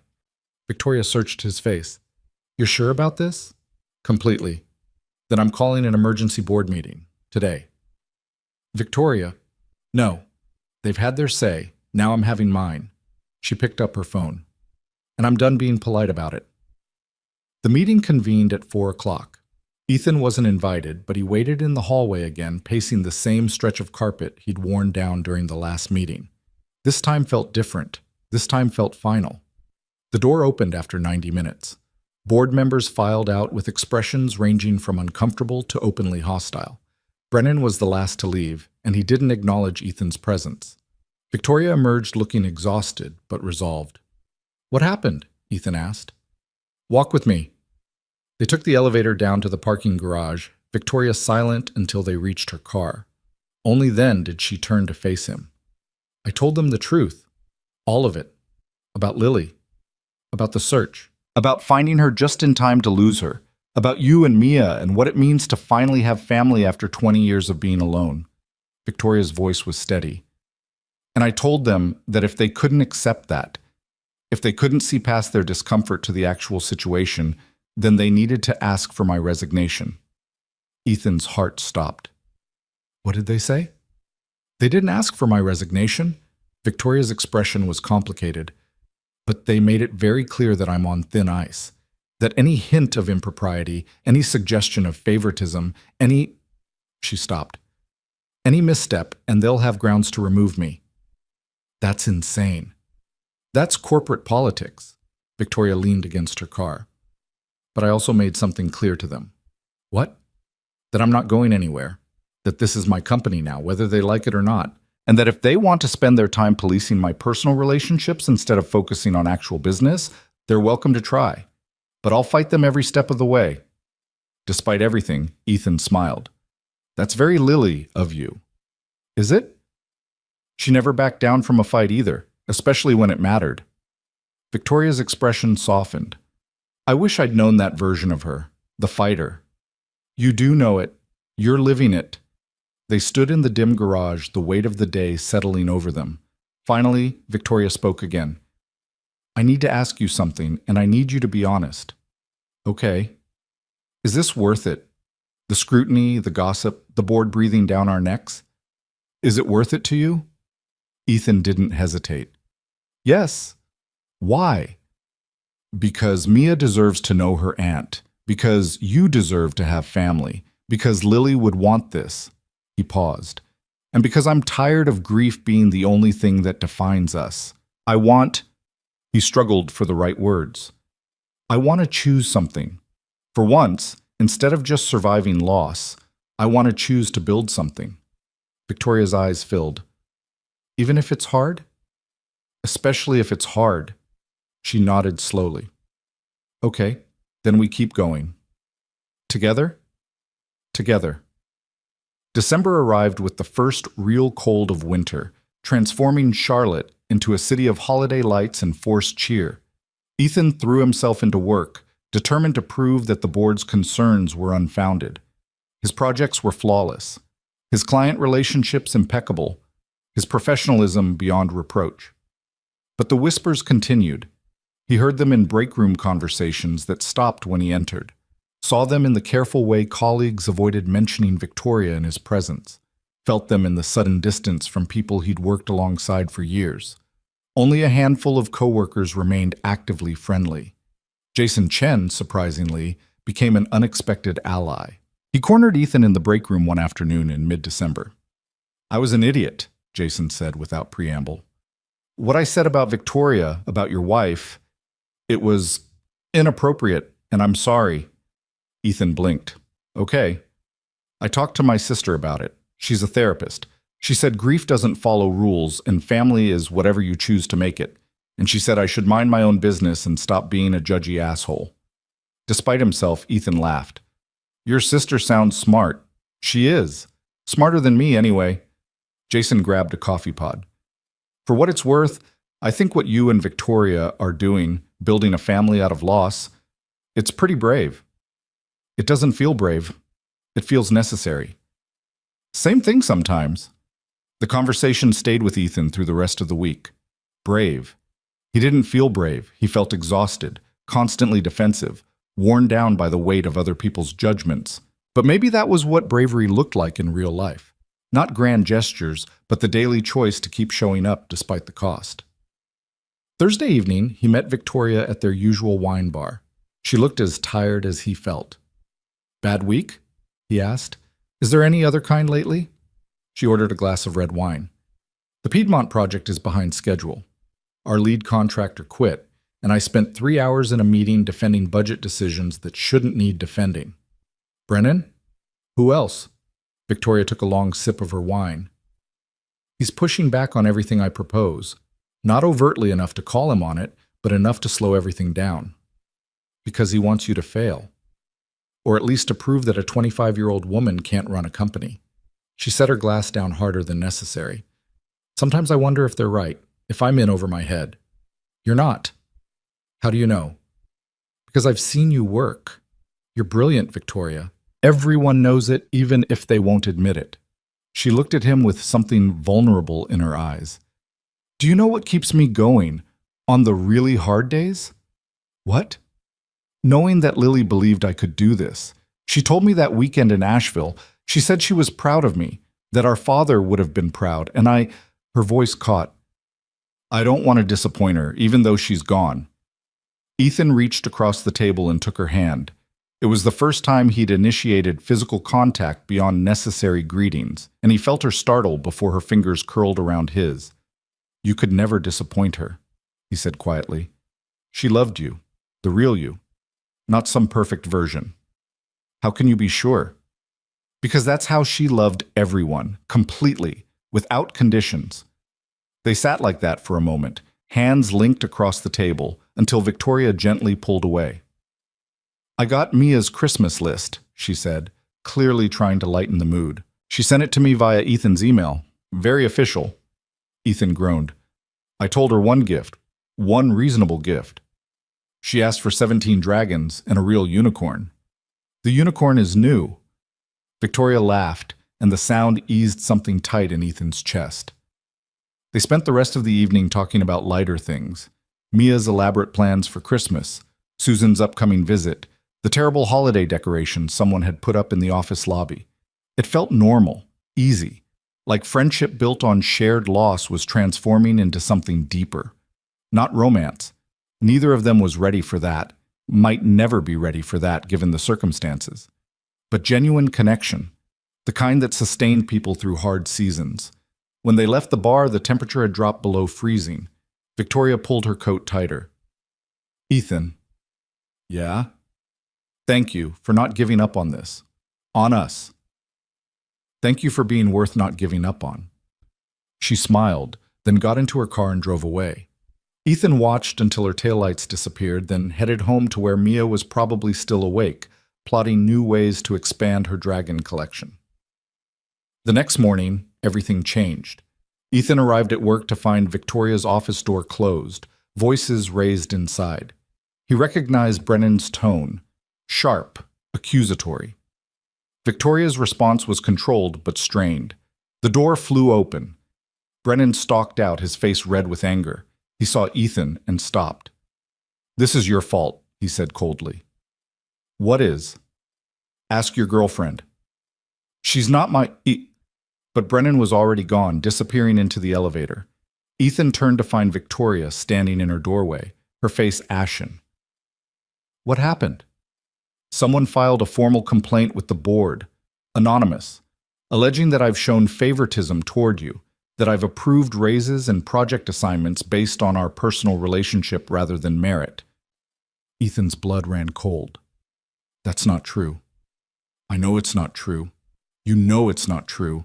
But the board is required to investigate any formal complaint, which means—" her voice shook, "which means audit. Full review of every decision I've made regarding your employment, every email, every meeting, everything. Let them look. They won't find anything because there's nothing to find." "You don't understand." Victoria stepped back into her office and Ethan followed. "Even if the investigation clears me, the damage is done. Every decision I make from now on will be questioned. Every interaction we have will be scrutinized. And if they find even the slightest appearance of impropriety, then what? Then I'm done. And possibly you too." Ethan sank into a chair. "Who would do this?" "I don't know. It could be anyone who's uncomfortable with the situation, anyone who wants me gone, anyone who—" She stopped, realization dawning. "Anyone who thinks they should have gotten my job instead of me." "You think it's someone internal?" "I think it's someone who knows enough about our situation to weaponize it." Victoria's hands were shaking. "And I think they're not going to stop until one of us leaves." The investigation began immediately. Auditors arrived on Monday, requesting files and records. Ethan was interviewed twice, once by the auditors, once by an HR representative brought in from the firm's Atlanta office. The questions were pointed, invasive, designed to catch inconsistencies. Had Ms. Hale ever given him preferential treatment? Had their personal relationship influenced any professional decisions? Had there been any inappropriate contact between them? Ethan answered truthfully, fighting to keep his anger in check. No. No. And absolutely not. But he could see how it looked from the outside. A young CEO who bore an uncanny resemblance to an employee's dead wife. Dinners together. Time spent at each other's homes. The optics were terrible, even if the reality was innocent. Victoria's interview lasted 4 hours. She emerged looking hollowed out, her professional armor visibly cracked. Ethan wanted to go to her, to offer comfort, but he knew any interaction would just feed the narrative being constructed around them, so he stayed away. For 2 weeks, they barely spoke except in group settings. No Thursday dinners, no casual check-ins, nothing that could be misconstrued as inappropriate. It was necessary, professional, the right thing to do. It was also agony. Mia noticed immediately. "Where's Victoria?" she asked on Thursday evening. "It's our dinner night." "She's busy with work, Bug." "But she's always busy with work. She still comes to dinner." "Not this week." "Why not?" "How did you explain corporate politics to a 4-year-old? How did you make her understand that sometimes doing the right thing looked wrong to people who didn't know the full story?" "Sometimes grown-ups have to be extra careful about rules," Ethan said finally. "Victoria and I are being careful right now." "But you didn't break any rules." "I know, but we still have to be careful." Mia considered this with the gravity of someone far older than 4. "I miss her." "Me too, Bug. Me too." The investigation concluded 3 days before Christmas. Ethan was in a client meeting when his phone buzzed with a text from Victoria. My office. Now, please. He excused himself and took the stairs 2 at a time. Victoria was standing at her window when he arrived, her back to the door. Victoria? She turned, and he saw tears streaming down her face. They cleared me. No evidence of favoritism, no inappropriate conduct, everything by the book. Relief flooded through him. That's good. That's... Brennan resigned from the board. Ethan froze. What? He was the one who filed the complaint. They traced it back to him. Apparently, he'd been trying to undermine me since I took over, and when that didn't work, he decided to use our situation against me. Victoria's voice was shaking with fury and relief. But the investigation backfired. It showed that I've been more careful, more scrupulous about avoiding conflicts than any previous CEO. That I've recused myself from decisions about you multiple times. That I've gone above and beyond to maintain professional boundaries. So it's over? The investigation is over, but... She stopped. The board wants to meet with both of us tomorrow. Together. They want to discuss next steps. Ethan's relief evaporated. Next steps? I don't know what that means, but I'm scared, Ethan. He crossed the office and pulled her into a hug. She collapsed against him, her professional composure finally shattering completely. Whatever happens tomorrow, he said into her hair, we face it together. Promise? Promise. They stood like that until Victoria's tears subsided, until the fear gave way to exhausted determination. Then they pulled apart, both of them knowing that tomorrow would determine everything. But tonight, they had survived. And sometimes survival was enough. The night before the board meeting, Ethan couldn't sleep. He lay in bed watching the ceiling fan rotate, his mind spinning through every possible outcome. They could be separated, Victoria forced to fire him or transfer him to maintain appearances. They could both be pushed out, casualties of a situation that was unconventional but not wrong. Or the board could finally accept what Victoria had been saying all along, that family wasn't a conflict of interest, it was simply family. At 2 a.m, his phone lit up with a text. Are you awake? It was Victoria. He typed back quickly. Yes. Can't sleep. Me neither. Can I call you? He answered on the first ring, keeping his voice low so he wouldn't wake Mia in the next room. Hey, he said. Hey. Victoria's voice sounded small, uncertain. I'm sorry for texting so late. I couldn't stop thinking about tomorrow. Neither can I. What if they force us to choose? The job or the relationship? Ethan sat up, pressing his back against the headboard. Then we choose the relationship, the family. But your career can be rebuilt somewhere else. But Mia only has one aunt, and I only have one person left in the world who knew Lily the way I did. He paused. That's not replaceable, Victoria. A job is. He heard her breath catch over the line. I don't deserve you, she said quietly. Yes, you do. And you definitely deserved better than Brennan trying to destroy you. The board said he'd been building a case for months, looking for anything he could use against me. When he found out about Lily, about us, he thought he'd found the perfect ammunition. But he didn't count on you being completely transparent, or on you being willing to be investigated. Victoria's voice steadied slightly. Ethan, the auditors told me something. During the review, they compared my decisions about you to the previous CEO's decisions about other employees. Do you know what they found? What? That I've been harder on you than anyone else. That I've passed you over for promotions you were qualified for, assigned you to smaller projects than your experience warranted, all because I was so terrified of appearing biased that I bent over backward in the other direction. Ethan absorbed this. He'd wondered sometimes why certain opportunities had gone to less experienced colleagues, why Victoria seemed to keep him at arm's length professionally, even as they grew closer personally. Now it made sense. You were protecting both of us, he said. I was being a coward. No, you were surviving in an impossible situation. Ethan shifted the phone to his other ear. But Victoria, tomorrow, whatever they say, I need you to stop punishing yourself for circumstances neither of us chose. Lily was your sister. I'm your family. That's not something to apologize for, even if it costs us everything? Even then. They talked until nearly 4 in the morning, their conversation drifting from fear to memories to the strange intimacy of shared insomnia. Victoria told him about the Christmas she'd spent alone in her father's empty house after he died, how she'd sat in his office reading his old project files because it was the only way she could feel close to him. Ethan told her about Lily's last Christmas, how she'd insisted on decorating every surface of their small apartment until it looked like a holiday store had exploded. She sounds like she was wonderful at Christmas, Victoria said wistfully. She was wonderful at everything that involved making other people happy. Ethan's throat tightened. She would have bought me a 17 dragons if I'd let her. I'm buying her 3. Is that too many? Probably, but do it anyway. Victoria laughed softly. Lily would have liked that I'm spoiling her daughter, wouldn't she? She would have loved it. When they finally hung up, Ethan felt marginally more settled. Not hopeful exactly, but less alone. Whatever happened in the board meeting, they would face it together, just as he'd promised.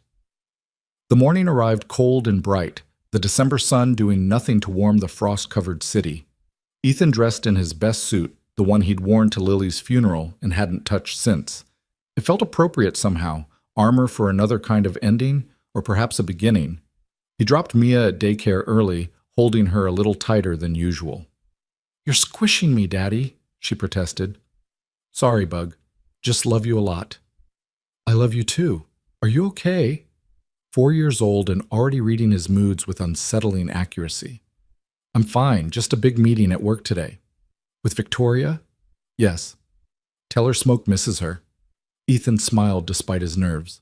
"I will." The board meeting was scheduled for 9 o'clock. Ethan arrived at 8:30 to find Victoria already in the 4th-floor hallway, pacing in front of the conference room doors. She looked exhausted, but impeccably put together, her dark hair pulled back, her navy suit perfectly tailored. When she saw him, relief flooded her face. "You're here."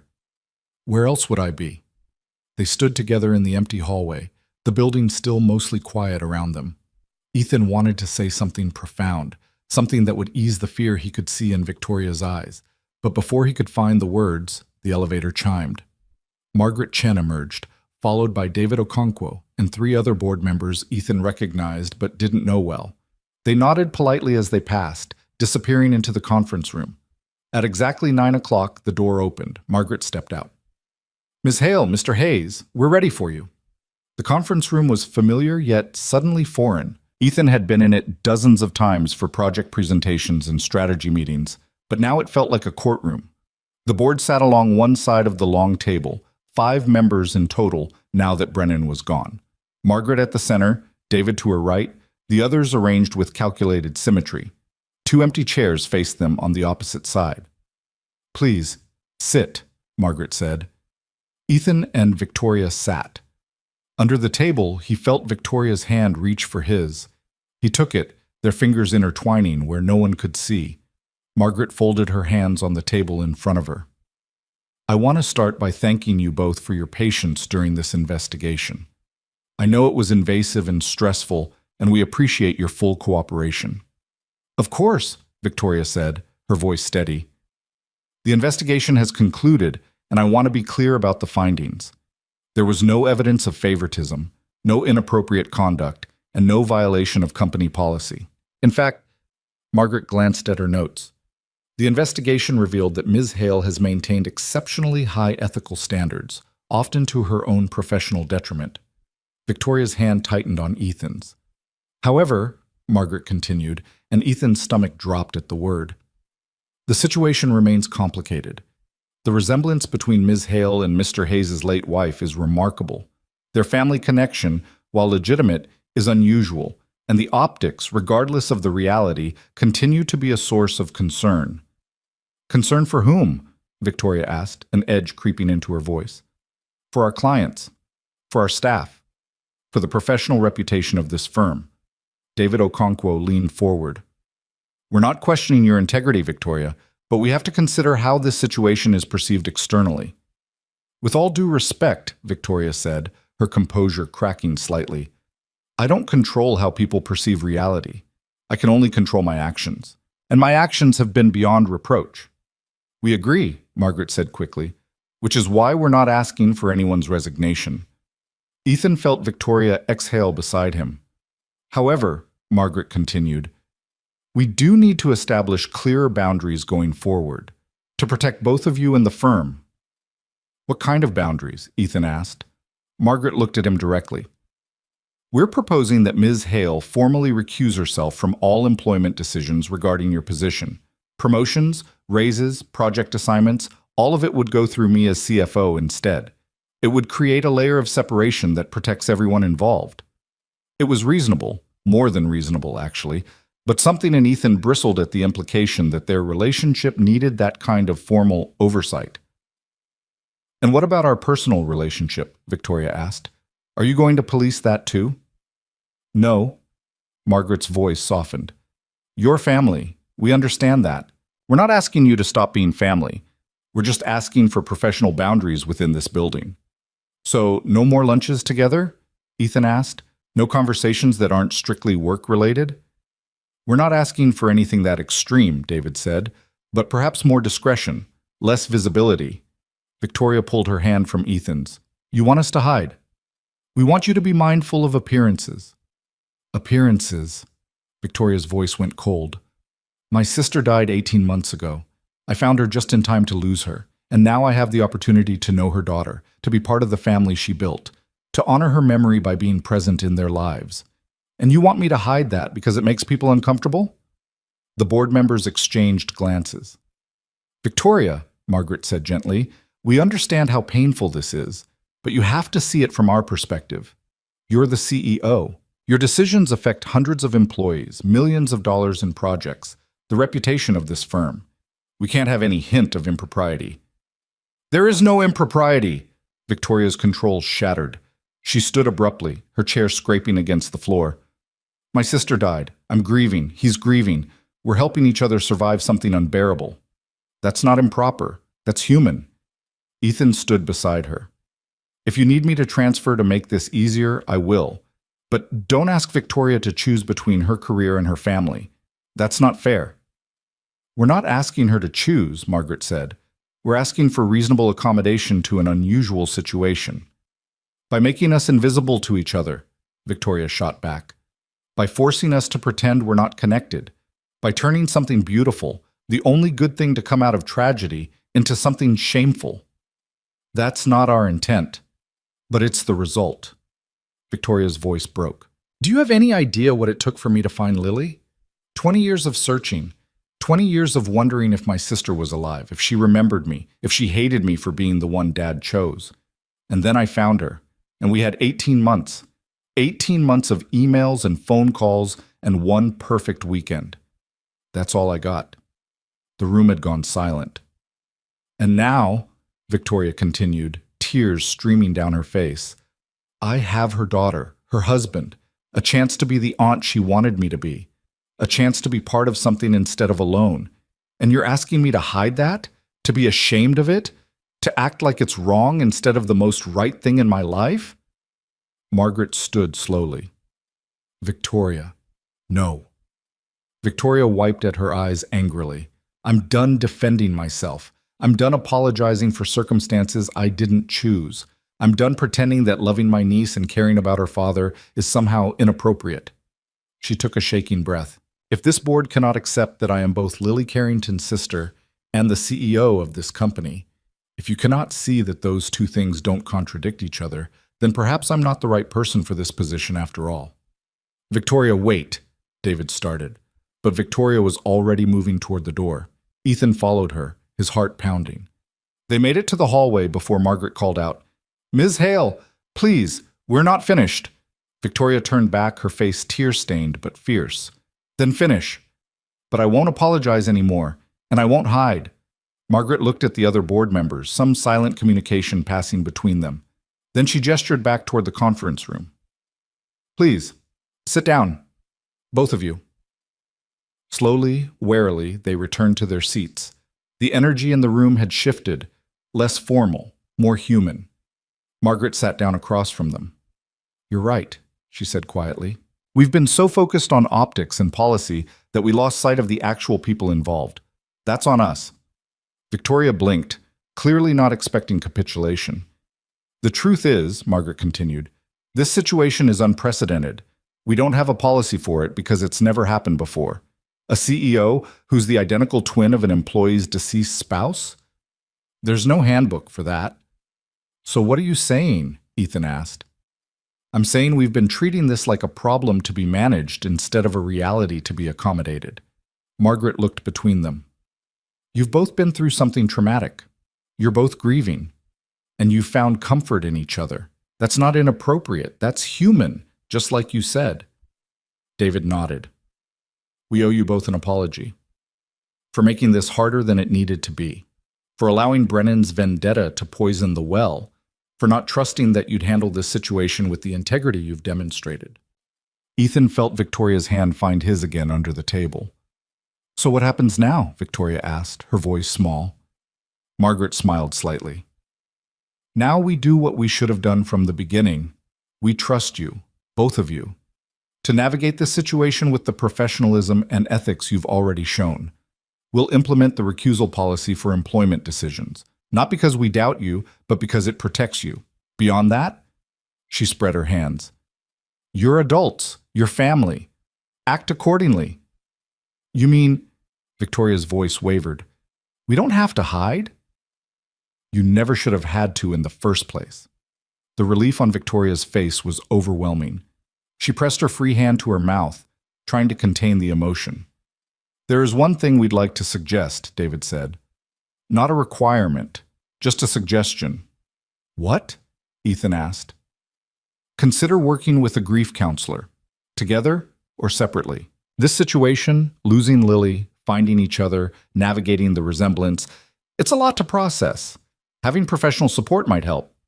It was a good suggestion, one that Ethan should have thought of himself. I'll consider it, Victoria said. So will I, Ethan added. Margaret stood, and the other board members followed suit.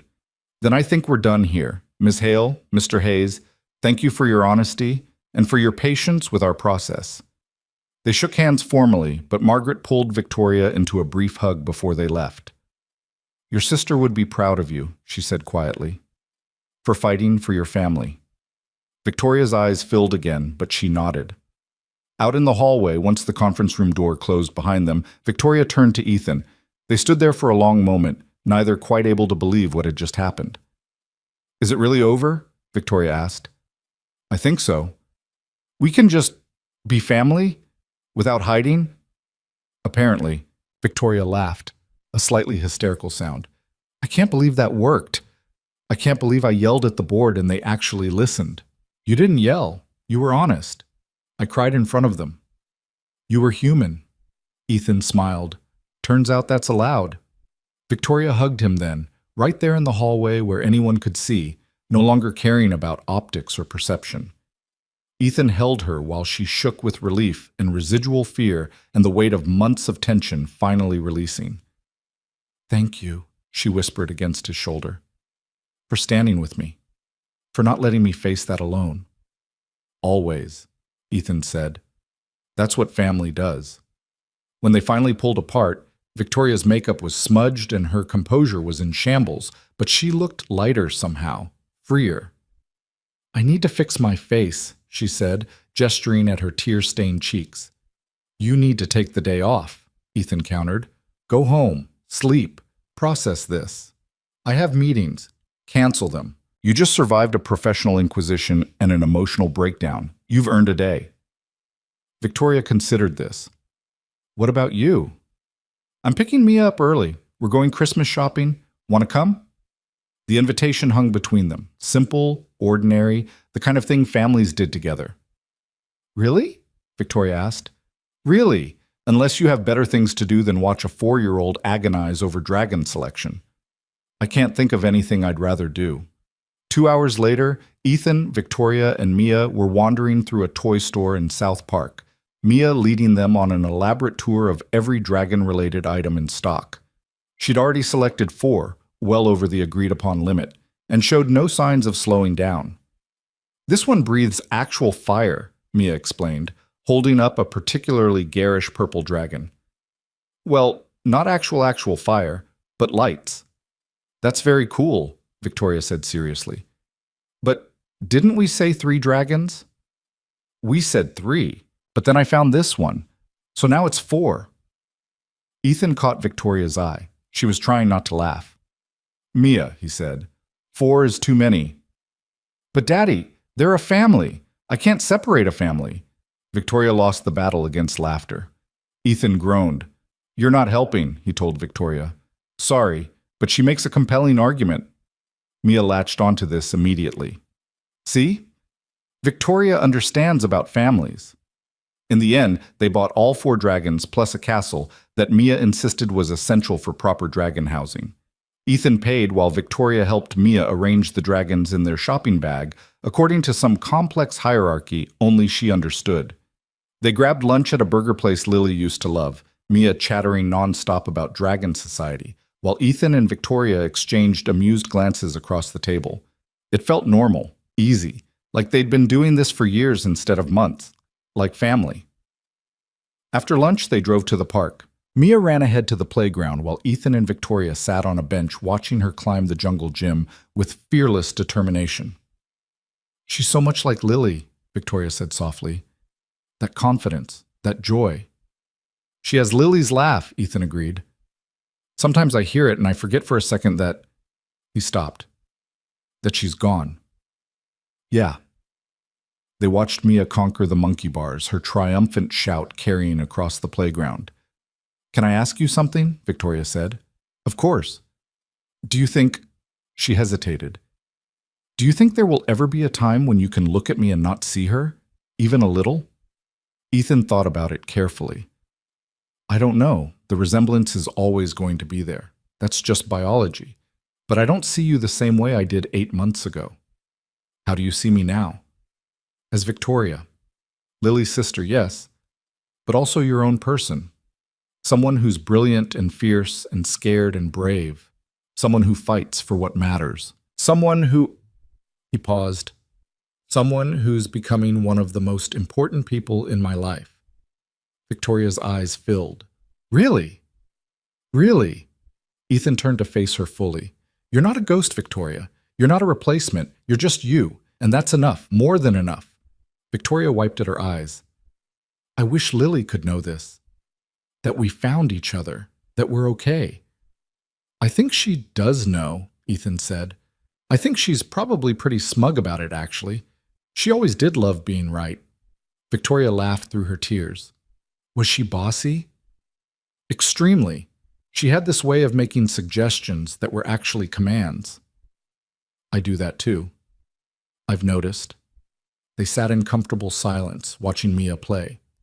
The December afternoon was cold but clear, the sun slanting through bare trees and painting everything gold. Ethan? Victoria said eventually. Yeah? I'm glad the board meeting went the way it did. But even if it hadn't, even if they'd asked me to choose, I would have chosen you and Mia. I need you to know that. Ethan's chest tightened. I know. Do you? Because I spent so many years being alone, being self-sufficient, never needing anyone. And I don't want you to think that I'd ever choose a job over family, over you. Victoria, I mean it. You and Mia, you're what I have left of her. You're also what I have for myself, my family, my people. She looked at him. I'm not going anywhere. Neither am I, Ethan said firmly. Mia ran over then, breathless and pink-cheeked from exertion. Can we go get hot chocolate? It's 3 p.m, Ethan said. You'll spoil your dinner. Please? Victoria hasn't had the good hot chocolate yet, the kind with the whipped cream mountain. Victoria looked at Ethan. Hot chocolate with whipped cream mountain sounds very important. You're a terrible influence, Ethan said, but he was smiling. Thank you, Victoria said cheerfully. They ended up at the same cafe where Ethan had brought Lily on their first real winter together, the one that served hot chocolate so rich it was basically melted candy bars. Mia got whipped cream on her nose within 30 seconds. Victoria took a picture.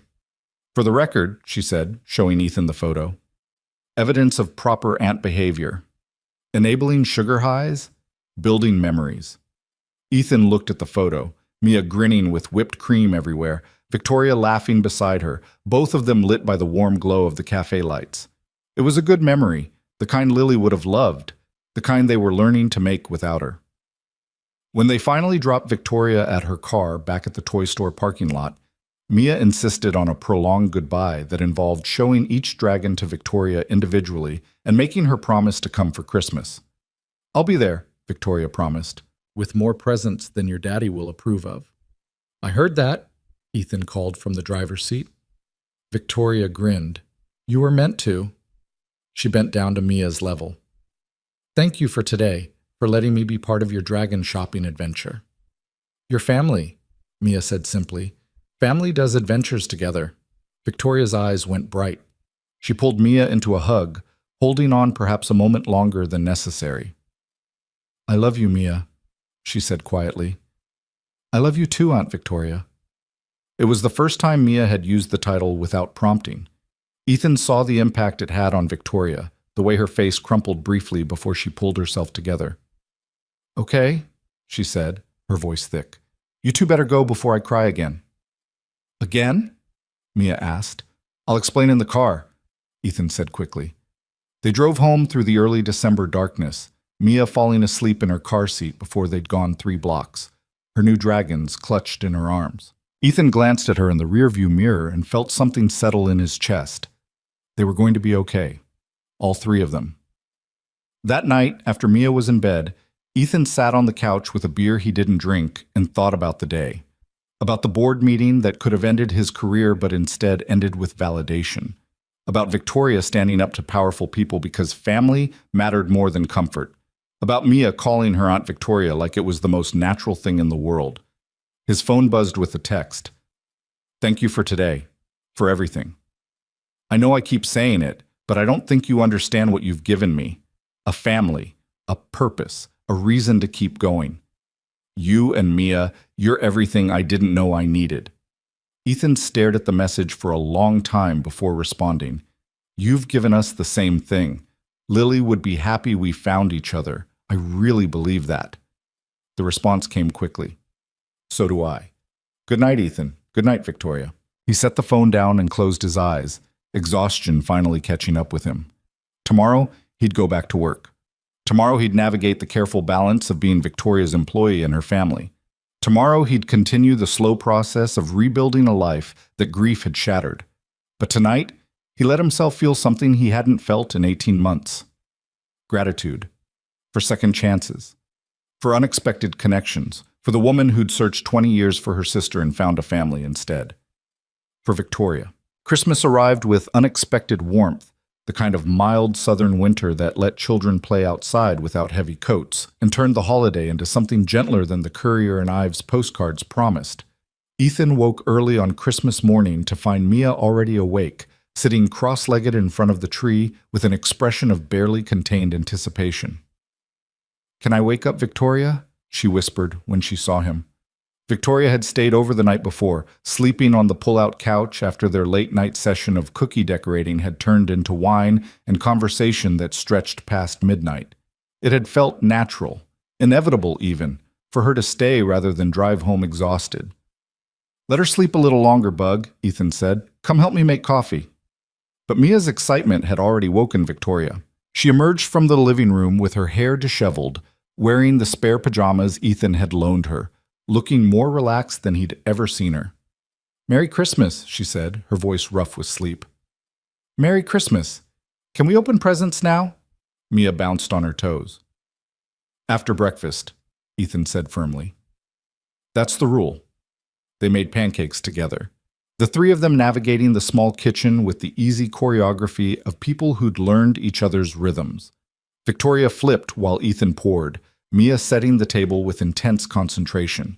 The radio played carols softly in the background, and for a moment Ethan could almost forget that this wasn't how it had always been. Almost. The absence of Lily still lived in the space between them, not painful exactly, but present. Like a 4th person at the table whose chair remained empty, but whose presence was honored rather than ignored. After breakfast, they finally moved to the presents. Mia tore through hers with gleeful abandon while Ethan and Victoria watched from the couch, their coffee cups warming their hands. Victoria had indeed bought more than Ethan approved of. Not just the promised dragons, but books and art supplies and a child-sized easel because Mia had mentioned wanting to paint like Mommy used to. "You're spoiling her," Ethan said without heat. "That's my job as the aunt," Victoria replied. "You get to be the responsible one. I get to be fun." When Mia reached the last present under the tree, she paused. It was a small box wrapped in silver paper, tagged with Victoria's name in Ethan's handwriting. "That one's for Victoria, Bug," Ethan said. Mia handed it over solemnly. Victoria looked at Ethan with surprise. "You didn't have to. Just open it." Inside was a silver locket on a delicate chain. Victoria opened it with trembling fingers to find two photographs, one of Lily from that perfect weekend in Asheville, and one of Mia from Thanksgiving, both women wearing almost identical smiles. Victoria's eyes filled immediately. "Ethan, I thought you should have them with you," he said quietly. "The sister you found and the niece you're getting to know. Both parts of the family Lily wanted you to have." Victoria couldn't speak. She just clutched the locket to her chest, tears streaming down her face. Mia climbed onto the couch beside her, wrapping small arms around Victoria's waist. "Don't cry, Aunt Victoria. It's a happy present." "I know, sweetheart." Victoria's voice was thick. "These are happy tears." "That's what Daddy always says, too." Victoria laughed through her tears, meeting Ethan's eyes over Mia's head. The gratitude in her expression said everything words couldn't. Later, while Mia was occupied with her new easel, Victoria cornered Ethan in the kitchen. "I have something for you too," she said, "but I wasn't sure if I should give it to you. It might be too much." "What is it?" She pulled a manila envelope from her bag. "After Lily died, I collected everything I could find about her. Obituaries, the funeral program, anything public that mentioned her name. But I also—" She hesitated. "I also kept all our emails. Every single one from the day we reconnected until the last message she sent me. I had them printed and bound. I thought maybe—" Her voice wavered. "Maybe Mia should have them someday. So she can know her mother searched for her sister, so she can see how much Lily loved her family." Ethan took the envelope with unsteady hands. Inside was a leather-bound book, beautifully made. The emails arranged chronologically with dates and subject lines preserved. He opened it randomly and found himself reading Lily's words from 2 years earlier. "Victoria, I've been thinking about what you said, about being afraid you'd be a terrible mother because of how you grew up. I felt the same way. Still do sometimes. But then I look at Mia and I think maybe we don't have to repeat our parents' mistakes. Maybe we can choose to be different." Ethan's throat closed. He flipped through more pages, seeing Lily's voice preserved in digital amber, her fears, her joys, her growing love for the sister she'd found. "This is—" He couldn't find adequate words. "Victoria, this is incredible. I wanted Mia to know that her mother was brave, that she fought for connection even when she was scared, that she believed in second chances." Victoria's eyes were bright. "The same things I want her to know about you." Ethan set the book down carefully and pulled Victoria into a hug. She came willingly, her arms wrapping around him with the kind of trust that had been built slowly over months of shared grief and hard-won understanding. "Thank you," he said into her hair, "for preserving this, for giving us this piece of her. Thank you for letting me be part of this, part of your family." They stood like that until Mia called for them to come see her first painting, a purple dragon that looked more like a blob, but which she insisted was a perfect representation of Smoke's cousin. The rest of the day unfolded with the lazy contentment of holidays done right. They watched Mia's favorite movies, built an elaborate dragon fortress out of couch cushions, and made a dinner that was supposed to be ham but turned into grilled cheese when they realized no one had actually bought a ham. "Lily would have found this hilarious," Victoria said, biting into her sandwich. "She would have declared it a new tradition," Ethan agreed. "Christmas grilled cheese, very fancy. With the crust cut off because we're civilized," Victoria added solemnly. Mia giggled. "You guys are silly. We learn from the best," Ethan said, and the weight of that truth settled warm in his chest. That evening, after Mia had finally crashed from sugar and excitement, Ethan and Victoria sat on the small balcony despite the chill in the air. Victoria wore the locket now, her fingers occasionally touching it like she needed to confirm it was real. Can I ask you something? Ethan said. Always. What happens now? After all of this, the investigation, the board meeting, Christmas, what comes next? Victoria considered the question carefully. I don't know. Keep living, I guess. Keep figuring out how to be a CEO and an aunt and a person who's still learning how to have family. She looked at him. What do you want to happen? Ethan had been asking himself the same question for weeks. I want Mia to grow up knowing her aunt. I want Thursday dinners to keep happening. I want to stop flinching every time someone asks me about you. He paused. And I want to figure out who I am now. Not who I was when Lily was alive, but who I'm becoming without her. That's terrifying, Victoria said quietly. Yeah. But also kind of beautiful. Yeah. They sat in silence for a while, watching the lights of Charlotte twinkle in the distance. Then Victoria spoke again. I started seeing a therapist, like the board suggested. Not because they told me to, but because I needed to. How's it going? Hard. She keeps asking me questions I don't want to answer, like whether I feel guilty for having a family now when Lily doesn't, or whether I'm afraid I'm replacing her in Mia's life. Victoria's voice caught. Or whether I'll ever be able to look in the mirror without seeing her face instead of mine. Ethan reached over and took her hand. What do you tell her? That yes, I feel guilty. That yes, I'm afraid. That yes, sometimes I look in the mirror and hate that I got to live when she didn't. Victoria's fingers tightened on his. But I also tell her that Lily wouldn't want me to disappear just because she's gone. That she'd want me to love Mia, to help you, to build a life instead of just surviving. And that maybe, her voice broke, maybe honoring her means living fully instead of hiding from everything that reminds me of what we lost. She'd be proud of you, Ethan said, for fighting so hard to stay. I'm proud of you too, for letting me. Inside they could hear Mia talking in her sleep, a stream of nonsense about dragons and Christmas and Aunt Victoria. Victoria smiled at the sound. I never thought I'd have this, she said softly. A place where I belonged. People who wanted me around not because of what I could do for them, but just because I existed. You belong here, Ethan said firmly. With us. Always. Victoria turned to look at him fully, and in the dim light from the apartment, Ethan saw not Lily's ghost, but Victoria herself. Wounded and healing, fierce and fragile, entirely her own person. I need to tell you something, she said, and I need you to really hear it. Okay? I'm not going to fall in love with you. The words should have hurt, but they didn't. They felt like relief. I know, Ethan said, not because there's anything wrong with you, but because you loved my sister, because I look like her, because it would be too complicated, too confusing, too... I know, Ethan repeated gently, and I'm not going to fall in love with you either. Victoria's eyes searched his face. You're sure? I'm sure. Ethan squeezed her hand. What we have, what we're building, it's not about romance. It's about family, about choosing to show up for each other, about creating something new from the pieces of what we lost. I just needed to say it out loud, to make sure we're on the same page. We are, Ethan smiled. You're Mia's aunt. You're my friend. You're the person who knew Lily in a way no one else did, and who helps keep her memory alive. That's enough. More than enough. Victoria exhaled shakily. Thank you for understanding. Thank you for being honest.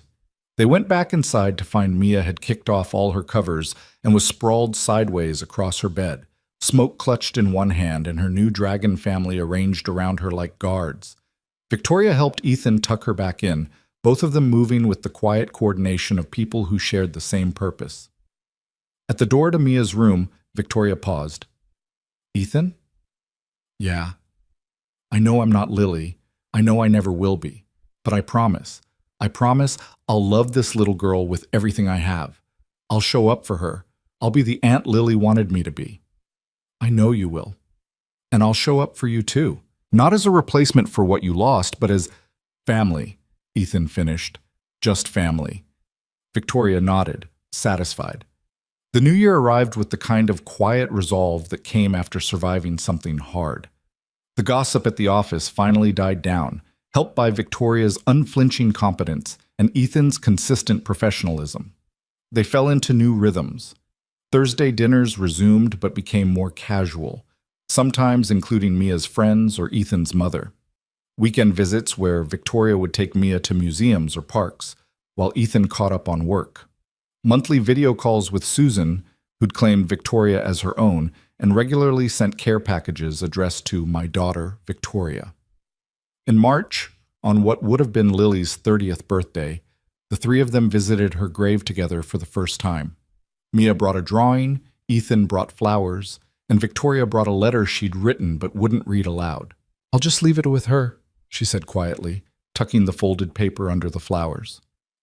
They stood together in the spring sunshine, three people bound by loss but no longer defined by it. Ethan felt Mia slip her hand into his on one side, Victoria's shoulder press against his on the other, and thought about how far they'd come from that first painful encounter in Victoria's office. "I miss her," Mia said simply. "Me too, Bug," Ethan replied. "Me three," Victoria added. "But I'm glad we have each other," Mia continued with the wisdom that sometimes emerged from children. "Mommy would like that we're together." "Yes," Victoria said, her voice thick. "She would." They left flowers and drawings and private words, then went out for breakfast at Lily's favorite diner where the waitresses remembered her and cooed over how much Mia looked like her mother. It hurt, but it was the kind of hurt that came with remembering rather than forgetting, the kind that honored instead of destroyed.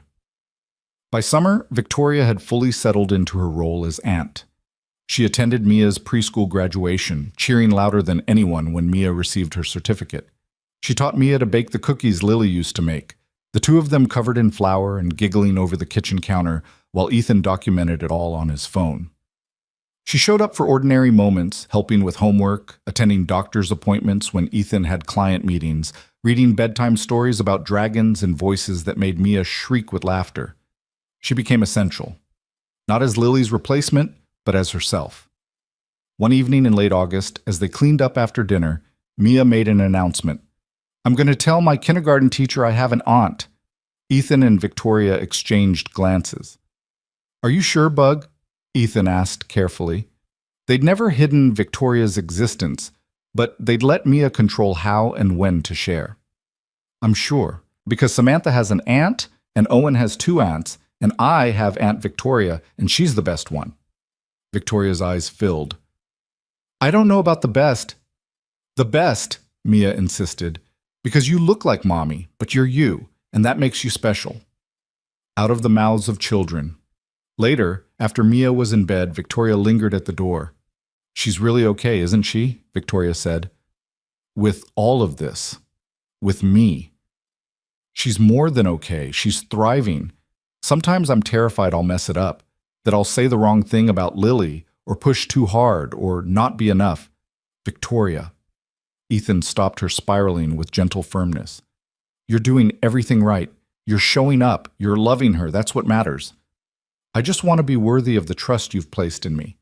The trust Lily placed in me." "You already are." Victoria hugged him goodnight, a gesture that had become routine, comfortable, the way family embraced without overthinking it. At the door, she turned back. "You know what the therapist said to me last week?" "What?" "She said that maybe the greatest gift we can give Lily is to live the life she wanted for us, to let her death matter by making sure her daughter knows love, her husband finds peace, and her sister finds belonging." Victoria's voice was steady despite the tears on her cheeks. "I think she's right. So do I." "Then that's what we'll do. We'll live. Fully. The way she would have wanted. Together," Ethan added. "Together," Victoria agreed. She left, and Ethan stood in the doorway watching her car pull away, the summer night warm around him. He thought about the man he'd been a year ago, hollow with grief, unable to even look at Victoria without pain, convinced he'd never feel whole again. He thought about who he was now, a father raising a daughter who knew she was loved by both her living family and the memory of her mother, a man learning to carry loss without being crushed by it, a friend to the woman who'd searched 20 years for her sister and found a family instead. He wasn't the same person who'd lost Lily. That man was gone, carved away by grief and rebuilt by the choice to keep living. But maybe that was okay. Maybe transformation was just another word for survival. Inside, Mia called out for water. Ethan went to her, fulfilling the ordinary requirements of parenthood that Lily would have shared if she'd lived. But she hadn't lived, and he had, and Victoria had, and Mia had, and together they were writing a different story than the one that had been planned. It wasn't the story any of them would have chosen, but it was theirs. And as Ethan tucked his daughter back in, kissing her forehead and whispering the same words Lily used to say, "Sleep tight, don't let the dragons bite," he felt something unexpected. Not happiness exactly, not yet, but contentment, acceptance. The sense that life, in its messy and unexpected way, had given them exactly what they needed, even if it wasn't what they'd wanted. Victoria, who looked like Lily, but was entirely herself. A family built from loss but sustained by choice. A future that honored the past without being imprisoned by it. That night, Ethan pulled out the book of emails Victoria had given him. He read through them slowly, hearing Lily's voice in every word, seeing the sister she'd found, and the family she'd wanted to build. On the last page, dated 2 days before her death, Lily had written something that made Ethan's breath catch. "Victoria, I've been thinking about the future, about all the things we're going to do together, holidays and birthdays and ordinary Tuesdays. I want Mia to know you. I want Ethan to know you. I want you to be part of our lives in real, tangible ways. I know it's fast, but when you spend 20 years looking for someone, you don't want to waste time once you've found them. So here's my promise to you. I'm going to make sure you have the family you've been searching for, no matter what it takes." Ethan closed the book carefully, his vision blurred. Lily had kept her promise, just not in the way anyone expected. She'd made sure Victoria had family. She'd made sure they found each other, and in doing so, she'd given them all a way to survive her absence. Months turned into years, and the strange family they'd built became simply family. Victoria's role in Mia's life expanded naturally. School conferences and soccer games, sleepovers at Victoria's now homey apartment, shared custody of holidays that felt less like obligation and more like celebration. Ethan and Victoria became the kind of friends who could sit in comfortable silence or talk for hours, who knew each other's coffee orders and terrible moods, who showed up without being asked because they'd learned that's what family did. The resemblance between Victoria and Lily never disappeared. How could it? But it transformed into something different, not a source of pain, but a connection to what they'd all loved. Sometimes Mia would trace Victoria's features and say matter-of-factly, "You look just like Mommy here." And Victoria would say, "I know, sweetheart, we were twins." And that would be enough. On the second anniversary of Lily's death, they returned to her grave. Mia was 6 now, old enough to understand death in a way she hadn't before, but still young enough to believe in the possibility of heaven and angels and mothers who watched over their daughters. "Do you think she's proud of us?" Mia asked, looking at the headstone. Ethan and Victoria exchanged glances. "I think," Victoria said carefully, "that she's grateful we found each other, that we're taking care of the people she loved. And that we're happy sometimes," Ethan added, "even though we miss her." "I'm happy lots of times," Mia said. "Is that okay?" "That's more than okay," Ethan assured her. "That's exactly what Mommy would want." They left flowers, lilies, always lilies, and stood together in the autumn sunshine. A family shaped by loss but defined by love. 3 people who'd learned that grief didn't have to be the end of the story, that sometimes it was just the beginning of a different one. As they walked back to the car, Mia between them holding both their hands, Ethan thought about how far they'd come. From that first terrible moment when he couldn't even look at Victoria without drowning in pain, to this, walking through a cemetery with his daughter and her aunt, talking about the woman they'd all loved, building a life that honored her by continuing despite her absence. It wasn't the life he'd planned, but it was a good life, a life Lily would have wanted for them. And in the end, perhaps that was the greatest tribute they could give her. Not perfect grief or endless mourning, but the courage to keep living, to keep loving, to keep showing up for each other day after ordinary day. Victoria caught his eye over Mia's head and smiled. Not Lily's smile, he realized, but her own. He smiled back, grateful for the woman who'd searched 20 years for her sister and stayed to love the family that sister left behind.